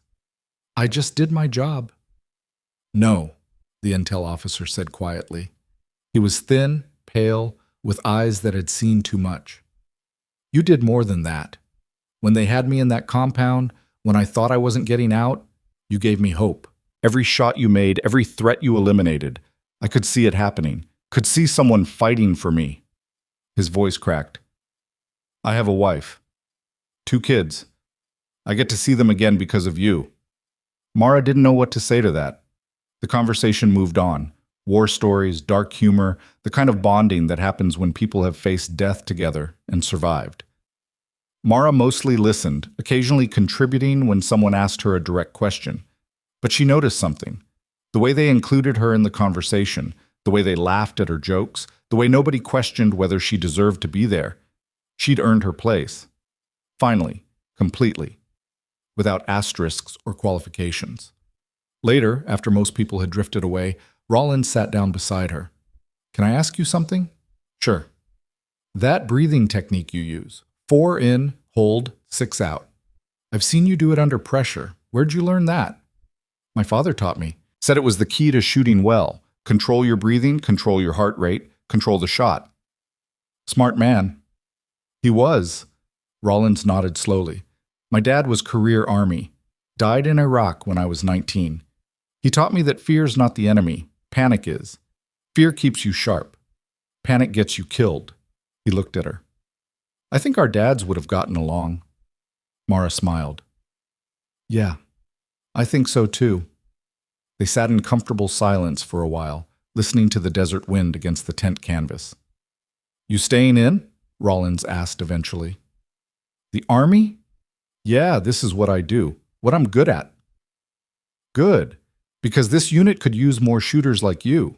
He stood, stretched. "Get some rest, Lieutenant. Something tells me this was just the beginning for you." He left, and Mara sat alone with her thoughts. The beginning. She thought about the mission, about the fear and pain and moments where she'd been certain she wouldn't survive, about Volkov's interrogation room and the narrow escape and the impossible shot at the fuel tank, about the moment when Cordero's voice came through the radio and called her Watcher 1, not with doubt, but with expectation, about Rawlins's apology and Cross's respect and the way the team now looked at her, not as an outsider or a liability, but as one of them. She thought about her father, watching from wherever he was, hopefully proud of the shooter she'd become. And she thought about the Bronze Star recommendation, the official recognition that what she'd done mattered, that she'd made a difference. Mara Keene, 2nd Lieutenant, designated marksman, Iron Wolf, stood up and walked back to her quarters through the cool desert night. Her body still hurt. Her shoulder ached. Her ribs protested every deep breath. But for the first time since she'd commissioned, since she'd stepped into this world that didn't think she belonged, She felt something she hadn't felt before, certainty. Not that the fighting was over. There would always be people who doubted, who questioned, who assumed. That was part of the deal. But she knew, bone deep and unshakable, that she could handle it, that she had the skill, the courage, and the strength to face whatever came next. They'd looked down on her once, called her dead weight and diversity hire, and not good enough. Now they called her Iron Wolf, and that, she decided, was a name worth living up to. 3 weeks passed before Mara was cleared for full duty. 3 weeks of physical therapy that felt like torture, of watching her team run missions without her, of paperwork and medical evaluations, and the slow, grinding process of bureaucracy turning combat into official record. The Bronze Star recommendation moved up the chain of command. From Cordero to battalion, from battalion to brigade, each level adding signatures and stamps and delays. Mara tried not to think about it, tried to focus on recovery, on rebuilding strength, on becoming operational again. But at night, lying in her bunk, she couldn't help replaying that mission. The shots, the carrier, the interrogation room, every decision, every moment where things could have gone differently. On day 22, Cross declared her fit for combat operations. Ribs are healed, shoulders at 90% function, and your PT scores are back to baseline. Cross made a note on her chart. You're cleared. Try not to get yourself captured again. I'll do my best. See that you do. I'm running out of creative ways to patch you back together. That afternoon, Cordero called her to his office. The command building was quieter than usual, most personnel out on patrol or training exercises. Mara knocked on the doorframe and Cordero waved her in without looking up from his computer. Close the door. Sit. She obeyed, studying his face. He looked tired, new lines etched around his eyes. Bronze Star came through, he said without preamble. Official ceremonies scheduled for next week. Brigadier General Morrison's flying in to present it personally. Mara's breath caught. Sir, There's more. Cordero finally looked at her. Your previous CO, the one who said you weren't suited for combat operations, he's been reassigned. Turns out his eval standards weren't exactly objective. Investigation found a pattern of biased assessments against female officers. He paused. Your file's being scrubbed. Everything he wrote is getting removed. What happens to him? Forced retirement, no pension, and he's lucky that's all he's getting. Cordero leaned back in his chair. Point is, your record's clean now. More than clean. You've got a Bronze Star, commendations from this unit, and combat performance that speaks for itself. That's good news, sir. It is, but it comes with options. He pulled up something on his computer, turned the screen so she could see. Delta's recruiting. They saw your file, saw what you did on that mission. They want to talk to you about assessment and selection. Mara stared at the email. Delta Force. Special Operations. The absolute top tier of military capability. They're serious? Dead serious. You'd have to pass selection, which is no joke. But if you make it through, you'd be one of the first female operators in that unit. He studied her reaction. It's your call. No pressure from me either way. Mara read the email again, processing. Delta meant more training, higher operational tempo, missions that pushed beyond conventional warfare. It meant proving herself all over again, but at a level where gender wouldn't matter, only capability. Can I think about it? Take your time. They're not going anywhere. Cordero closed the laptop. One more thing. We've got a mission briefing tomorrow, 0600 hours. Standard patrol and overwatch in Sector 7. I'm putting you back on rotation if you're ready. I'm ready. Good. Dismissed. Mara stood, started toward the door, then turned back. Sir? Thank you for everything you've done. Cordero nodded once. You earned it, Keen, every bit of it. Now go make sure you stay sharp. Can't have the Iron Wolf getting rusty. She left his office and walked out into the afternoon heat, mind spinning with possibilities. Delta. Bronze Star. A future that suddenly looked very different from what she'd imagined. That evening, she found Rollins at the range, running drills with his rifle. He saw her approach and lowered his weapon. Heard the Bronze Star came through. Congratulations. Thanks. Heard Delta's interested too. His eyebrows rose. Seriously? That's huge. Yeah. Mara picked up a set of ear protection, put them on. Mind if I shoot with you? Be my guest. They fell into an easy rhythm, loading magazines, firing controlled pairs, reloading, repeating. The familiar routine helped settle Mara's thoughts, gave her hands something to do while her brain processed. After 20 minutes, Rollins called a break. They stood in companionable silence, drinking water, watching the sun sink toward the horizon. "You gonna do it?" he asked. "Delta? I don't know yet. Part of me wants to see how far I can push, what I'm really capable of." She paused. "But another part thinks maybe I've already proved enough. Maybe I should just be good at what I do here instead of chasing the next challenge." "What does your gut say?" Mara considered. "My gut says I didn't come this far to play it safe." Rollins smiled. "Then you've got your answer. What about you? Ever think about trying out for special operations?" "Thought about it. Decided I'm good where I am. I like this team, like the mission, like knowing what to expect." He reloaded his rifle. "But that's me. You're different. You've got that thing, that drive to keep pushing. It's going to take you places most people never see. Or get me killed. Maybe. But you'd die doing something that mattered." He shouldered his rifle again. "Come on. Let's run some distance shots. You need to stay sharp if you're going to impress Delta." They spent the next hour shooting at targets from 300 to 600 meters, Mara falling back into the meditative focus of precision marksmanship. Every shot was a conversation between her and the rifle, between her breath and the trigger, between calculation and instinct. By the time darkness fell, she'd made her decision. The mission briefing the next morning was routine. Patrol Sector 7, provide overwatch for a supply convoy, return to base. Nothing like the Canyon compound. Nothing that should require Bronze Star-level heroics. Mara geared up methodically, checking each piece of equipment twice.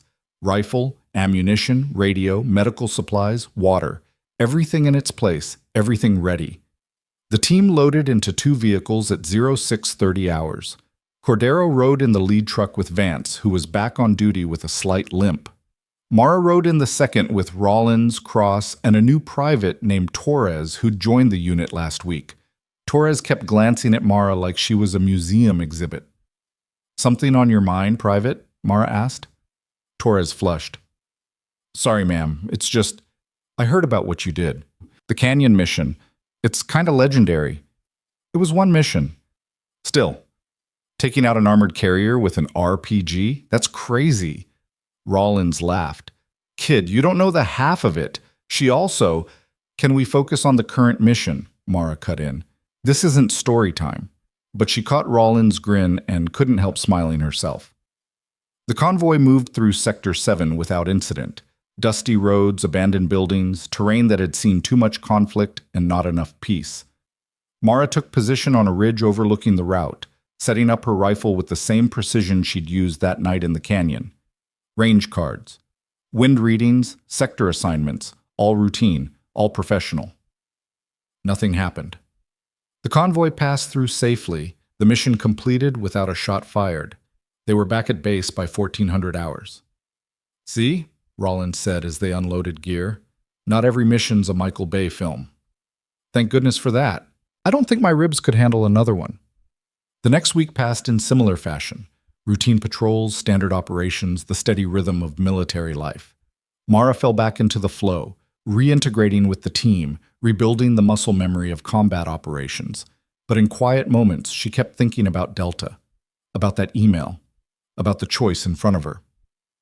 The Bronze Star ceremony arrived on a Thursday morning, clear and hot, with the entire base formation standing at attention in the motor pool. Brigadier General Morrison was a compact man with iron-gray hair and eyes that had seen every kind of combat. He stood on a raised platform, Mara beside him, the rest of the unit arrayed in formation below. Cordero read the citation, his voice carrying across the assembly. "For exceptionally valorous actions during combat operations in hostile territory. Second Lieutenant Keene displayed extraordinary courage and tactical proficiency while under intense enemy fire, directly contributing to the successful extraction of a high-value intelligence asset and the preservation of American lives." The words washed over Mara like water. She focused on staying at attention, on breathing steadily, on not letting emotion overwhelm her. Morrison pinned the medal to her uniform, the weight of it surprisingly heavy. He stepped back, saluted. She returned it crisply. "Well done, Lieutenant," Morrison said quietly. "Your country is proud of you." The formation erupted in applause, not the polite golf clapping of formal ceremonies, but genuine enthusiastic recognition. Mara saw Rawlins grinning, cross-wiping her eyes, Vance giving her a thumbs up. After the ceremony, Morrison pulled her aside. "Walk with me, Lieutenant." They moved away from the crowd, toward the perimeter where they could talk privately. "I've been briefed on your performance," Morrison said. "Not just the Canyon mission, but your entire record. I'm told you're considering Delta." "Yes, sir. Still deciding. I won't try to influence you either way. That's a personal decision. But I will tell you this. The Army needs more officers like you. Officers who can think under pressure, who lead by example, who don't let anything stop them from completing the mission." He paused. "Wherever you end up, you're going to make a difference. Just make sure it's the difference you want to make." "Sir, can I ask you something?" "Go ahead." "Does it get easier? Proving yourself, I mean. Dealing with people who doubt you because of what you are instead of who you are?" Morrison considered the question carefully. "No, it doesn't get easier. But you get better at it. You build a reputation that speaks louder than prejudice. You surround yourself with people who value capability over demographics. And eventually you stop caring what the doubters think, because you know your worth." He offered his hand. Mara shook it. "Whatever you decide," Morrison said, "make it because it's what you want, not because you're trying to prove something to anyone else." He walked away, leaving Mara standing at the perimeter, looking out at the desert that had nearly killed her and simultaneously made her into something more than she'd been before. That evening, Mara sat in her quarters with her laptop open, staring at the Delta recruitment email. The cursor blinked in the response field, waiting for her decision. She thought about her father, about those mornings in the Montana woods learning to shoot, learning to breathe, learning that precision and patience were more valuable than brute force. She thought about the Canyon compound, about the moment she'd decided to run toward danger instead of away from it, about the weight of the RPG launcher and the impossible shot at the fuel tank. She thought about Rawlins' apology and Cordero's recommendation and the way the team looked at her now, not with doubt, but with respect. She thought about Morrison's words. Make it because it's what you want. What did she want? Mara closed her eyes, took a breath, 4 in, hold, 6 out, and let the answer come. She wanted to keep pushing, wanted to see how far she could go, what she was truly capable of, not because she had something to prove to the doubters, but because she had something to prove to herself. She typed her response to Delta. "I'm interested. When can we schedule the conversation?" Hit send before she could second-guess herself. The reply came back in less than an hour. "Next week. Details to follow." Mara closed the laptop and sat in the quiet of her room, feeling the weight of the bronze star on her uniform, the ache in her healing shoulder, the certainty in her chest that she was making the right choice. A knock at the door interrupted her thoughts. "Come in." Rawlins entered, carrying 2 bottles of water. "Figured you might need one of these after today. Ceremonies are dehydrating." "Thanks." She took the bottle, gestured to the chair. "Sit." He did, studying her face. "You look like you made a decision." "I did. I'm talking to Delta next week." He nodded slowly. "Good. That's good. This unit's going to miss you, though." "I haven't made it through selection yet. Plenty of people don't." "You will." He said it with complete confidence. "Because you don't know how to quit. It's simultaneously your greatest strength and most annoying quality." Mara laughed. "I'll take that as a compliment." "It was meant as one." Rawlins stood. "Hey, before you leave for Delta, whenever that is, we should do one more training exercise. Show Torres what real precision shooting looks like." "Deal." He left, and Mara sat alone with her thoughts and her water and the future stretching out before her like an unmapped desert. The next 2 weeks were a blur of preparation and transition. Conversations with Delta recruiters who asked hard questions about her motivations, her capabilities, her understanding of what selection would entail. Physical training to prepare for the assessment, mental preparation for the reality that she might fail. But underneath it all was a quiet confidence she'd never felt before. Not arrogance, not false bravado, just a bone-deep certainty that she belonged in this world, that she'd earned her place through blood and bullets and refusing to break when everything said she should. On her last day with the unit before transferring to selection, the team gathered for one final training exercise, a long-range shooting competition on the base range, stretching out to 1,000 meters.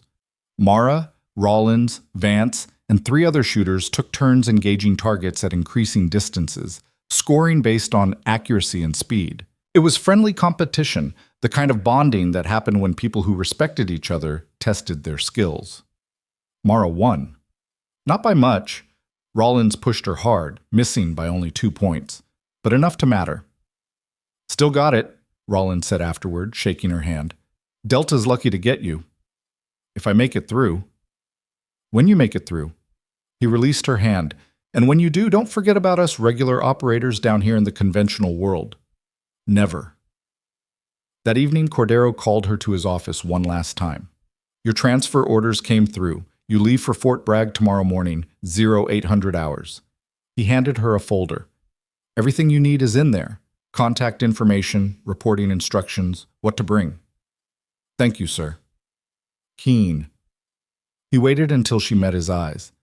"I've commanded a lot of soldiers, good ones, bad ones, everything in between. You're in the top 5 I've ever worked with, maybe top 3. He paused. "Don't let anyone at Delta tell you different. You belong there." "I appreciate that, sir." "One more thing."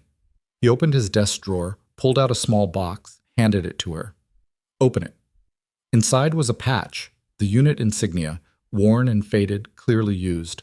On the back, handwritten in permanent marker, "Iron Wolf, earned 2024. "That's from Rollins," Cordero explained. "He wanted you to have it. Said every wolf needs to remember where they came from." Mara felt her throat tighten. "Sir, I don't know what to say." "Don't say anything. Just make us proud." He stood, extended his hand. "It's been an honor serving with you, Lieutenant." She shook his hand, holding his gaze. "The honor was mine, sir." The next morning, Mara loaded her gear into a transport vehicle for the drive to the airfield. The entire team turned out to see her off, even Torres, who'd been with them barely a month. Cross hugged her tight, whispered, "Don't get captured again. I won't be there to fix you." Vance gave her a fist bump. "Kicked their ass in selection." Rollins was last. He didn't say anything, just pulled her into a brief, hard hug, then stepped back and nodded. She nodded back, understanding everything that didn't need to be said. The vehicle pulled away from Outpost Red Haven as the sun rose over the desert, painting the sky in shades of orange and gold. Mara watched through the window as the base grew smaller, as the people who'd become her team, her family, faded into the distance. But she didn't feel sad. Didn't feel like she was leaving something behind. She felt like she was moving forward, like every shot she'd fired, every challenge she'd faced, every moment of doubt she'd pushed through had been preparing her for this. For the next fight, the next test, the next chance to prove, not to anyone else, but to herself, that she could do the impossible. Fort Bragg was massive, sprawling, professional in a way that made Outpost Red Haven look like a frontier outpost. The Delta Selection cadre were stone-faced operators who'd seen and done things Mara could only imagine, and they made it clear from day one that her bronze star meant nothing here. "Everyone here has awards," the selection commander said during in-processing. "Everyone here has combat experience. Everyone here thinks they're special. Most of you will quit in the first week. The rest will quit in the first month. The few who make it through will earn the right to try out for this unit." Maybe. The training was brutal. Ruck marches that seemed endless. Navigation courses through terrain designed to break you. Physical tests that pushed beyond anything Mara had experienced. Mental evaluations that probed for weaknesses, for breaking points, for the moment when you'd give up. Mara didn't give up. When her body screamed for rest, she remembered the canyon compound, remembered running toward that burning truck with an entire enemy force hunting her. When doubt crept in, she remembered Cordero's words, "You earned it." When other candidates quit, and they did, in droves, she remembered the patch in her gear. Iron Wolf earned 2024. 6 weeks into selection, she was still standing, still pushing, still refusing to break. On week 7, during a particularly brutal land navigation course in a rainstorm that turned the forest into a muddy nightmare, Mara found herself lost, exhausted, and questioning whether she'd made the right choice. She was alone, had been for hours. The checkpoint she needed to reach was somewhere in the darkness ahead, but she'd lost the trail, lost her bearings, and was running low on time. This was it. The moment where she could quit. Radio for extraction. Say she'd given it her best shot, but it wasn't enough. Instead, she sat down on a fallen log, pulled out her compass, and did what her father had taught her all those years ago. Breathed. 4 in, hold, 6 out. Focused, evaluated, calculated. Found the quiet. 20 minutes later, she was moving again, following a corrected bearing, pushing through the mud and rain with renewed purpose. She made the checkpoint with 5 minutes to spare. At week 12, the selection cadre called her into an office. 3 instructors sat behind a table, faces neutral, files open in front of them. Second Lieutenant Keene, the senior instructor said, "You've completed the assessment phase. Physically, you're in the top 10%. Mentally, you're solid. Tactically, you show exceptional aptitude." He paused. "But before we move you forward to the next phase, I want to know something.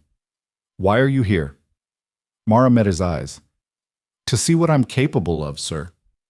"Not to prove something to people who doubted you?" "I already proved that. This is for me." The instructor studied her for a long moment. Then he closed the file and nodded. "You're moving forward. Welcome to the next phase." Mara felt something settle in her chest. Not relief. Not pride. Just certainty. She belonged here. The final phase of selection was classified. Tasks and tests she couldn't discuss. Scenarios that pushed the boundaries of what she thought possible. By week 18, she was operating on pure will and muscle memory, her body running on fumes but her mind sharp as ever. And then, on a cold morning in November, the cadre called the remaining candidates together. 15 people out of the original 100. 15 who'd made it through. The commander stood before them, expression unreadable. "You've completed Delta Force selection. That doesn't make you operators. It makes you candidates for the operator training course. You've earned the right to try. Nothing more." He paused. "For those of you who make it through the full training pipeline, you'll join one of the most capable special operations units in the world. For those who don't, and some of you won't, you'll return to your parent units with the knowledge that you gave everything you had." He read off names. Mara's was 4th on the list. "Lieutenant Keene, you're in." She stood at attention, showing no emotion, but inside she felt something crack open, a wall she'd been carrying for years, built from every doubt, every dismissal, every time someone had looked at her and seen a liability instead of an asset. That wall crumbled to dust, and in its place was something stronger. Belief. Not in what she might become, but in what she already was. 3 months later, after completing the operator training course, Mara received her assignment to a Delta squadron. She stood in the briefing room with her new team, all experienced operators, all watching her with the same evaluating eyes she'd seen 100 times before. The squadron commander introduced her simply. "This is Lieutenant Keene. She's our new precision shooter. She's Bronze Star for Valor, combat proven, and she made it through selection in the top 5%. Any questions?" One operator, a grizzled sergeant major with 25 years in special operations, raised his hand. "Can she shoot?" The commander smiled. "Let's find out. Range, 1,400 hours. Lieutenant, show them what Iron Wolf means." At the range that afternoon, Mara proved it. 10 shots, distances from 800 to 1,500 meters, variable wind, moving and static targets. 10 hits. The sergeant major nodded slowly. "Okay, she can shoot." Another operator, younger, skeptical, asked, "Can she handle herself in close quarters?" Mara met his eyes. "Put me in the shoot house and find out." They did. She cleared rooms with precision and aggression, moving through the live fire course like she'd been doing it her entire life. When she exited the final room, targets down, 0 hits on hostages, the operator who'd questioned her extended his hand. "Welcome to the team." She shook it. "Thanks. Now can we actually train instead of testing?" He laughed. "I like her already." Over the next 6 months, Mara deployed 3 times with her new squadron. Missions she couldn't discuss, in countries she couldn't name, doing things that would never make it into official records. But each mission reinforced the same lesson she'd learned in that canyon compound. Capability earned respect. Results spoke louder than demographics. And when bullets started flying, nobody cared about anything except whether you could do the job. She could do the job. Better than that, she excelled at it. On her fourth deployment, during a high-risk hostage rescue, Mara made a shot that the after-action review called impossible, but executed perfectly. A 1,847-meter engagement against a target partially obscured by vehicle glass in 20-mile-per-hour crosswinds at night. One shot, one kill. Mission success. The squadron commander pulled her aside afterward. That shot's going in the training manual, and I'm recommending you for the Silver Star. Sir, I was just doing the impossible. Again. He smiled. You've got a gift, Keen, and you've earned every opportunity we've given you. Stop being surprised when people recognize it. Years passed. Deployments stacked up. Mara's reputation grew. Not as a female operator, not as a diversity milestone, but simply as one of the best precision shooters in special operations. She trained new operators, sharing the lessons her father had taught her about breathing and patience and the quiet space between heartbeats. She mentored younger soldiers who faced the same doubts she'd overcome. She continued pushing herself, continued proving, not to anyone else anymore, but to the person she saw in the mirror. And sometimes, late at night, after particularly difficult missions, she'd pull out that worn unit patch from Outpost Red Haven. Iron Wolf. Earned 2024. She'd hold it, remember the desert and the canyon, and the moment she'd decided to run toward danger instead of away from it. That moment had changed everything. 5 years after the canyon mission, Mara received a message from Cordero. He'd been promoted to colonel, was commanding a brigade now, still fighting the same fights in different forms. His email was brief. Heard about your Silver Star. Knew you'd make us proud. The team still talks about you. Rollins says to tell you the Iron Wolf legend lives on. Stay safe out there. Cordero Mara replied simply, Thank you for believing in me when it mattered. Keen. She never heard back, didn't need to. Some things were understood without words. 10 years after the Canyon mission, Mara stood in front of a new class of officer candidates at the Infantry Officer Basic course, invited to speak about leadership under pressure. She looked at the young faces staring up at her, some eager, some skeptical, some clearly wondering what a woman could teach them about combat. She recognized that look, had seen it 1,000 times. My name is Major Mara Keen, she began. Call sign Iron Wolf. And I'm going to tell you about a night in the desert when everything went wrong, and what I learned about earning respect when everyone expects you to fail. She told them about Outpost Red Haven, about Rollins's contempt in the mission briefing and the impossible shot at the fuel tank, about capture and escape and refusing to quit when quitting was the logical choice.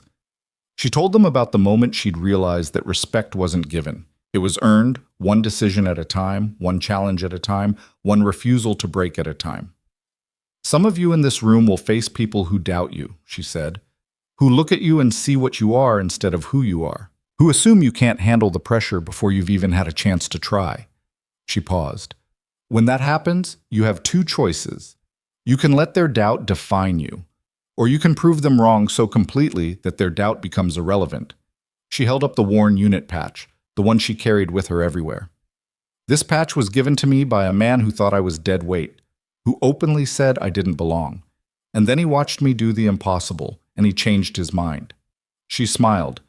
Not because I argued with him, not because I complained about unfairness, but because I showed him, through action, through results, through refusing to break, that he was wrong. The room was silent. That's what I want you to remember, Mara continued. When the pressure's on, when people doubt you, when everything says you should quit, that's when you decide who you really are. Not with words, with action, with courage, with the choice to keep moving forward even when forward seems impossible. She finished the talk, answered questions, and watched the candidates file out. One young woman lingered behind, waiting until the room emptied. Ma'am, can I ask you something? Go ahead. How did you deal with it? The doubt, the skepticism, the constant need to prove yourself. Didn't it ever make you want to quit? Mara thought about the question, about that night in the canyon, about every mission since. Every single day. she said honestly. But then I'd remember something my father taught me. That fear's just information. It tells you the stakes are high. It doesn't tell you what to do about it. She met the young officer's eyes. The day you stop being afraid is the day you stop caring. So be afraid, be uncertain, be doubted, and then do it anyway. The woman nodded slowly. Thank you, ma'am. Mara watched her leave, saw in her posture and determination the same fire that had driven her through that canyon, through selection, through every impossible moment since. The cycle continued. New generations facing old doubts, new soldiers proving what capability looked like when given the chance. And Mara Keene, Iron Wolf, Bronze Star recipient, Delta Force operator, mentor, and leader, knew that her greatest legacy wasn't the mission she'd completed or the award she'd earned. It was the path she'd cleared for everyone who came after her. The proof that belonging wasn't about demographics or politics or checkboxes on a diversity form. It was about what you did when the bullets started flying, about who you became when everything was on the line, about the choice to keep moving forward when every reason said to stop. She'd made that choice in a canyon compound 10 years ago when she'd run toward a burning truck with an RPG launcher and refused to accept that survival was impossible. And she'd kept making it every day since, not because she had something to prove to the doubters anymore. Those voices had faded, replaced by the respect of people who mattered, by the certainty that came from knowing her own worth. But because proving herself had never been the point was becoming the kind of soldier, the kind of leader, the kind of person who showed up when it mattered and did what needed doing, regardless of the cost. That was what Iron Wolf meant. That was what she'd earned in blood and bullets and broken ribs and the quiet space between heartbeats where courage lives. And that was what she'd carry forward into whatever battles came next, for as long as she had breath in her lungs and strength in her hands. Because respect isn't given. It's earned in the moment you refuse to break, when everyone expects you to fall, and you stand instead. They looked down on her once, until she proved that courage doesn't ask for permission, it simply acts. And in that action, everything changes. Respect isn't given by words, it's earned in the moment you refuse to break.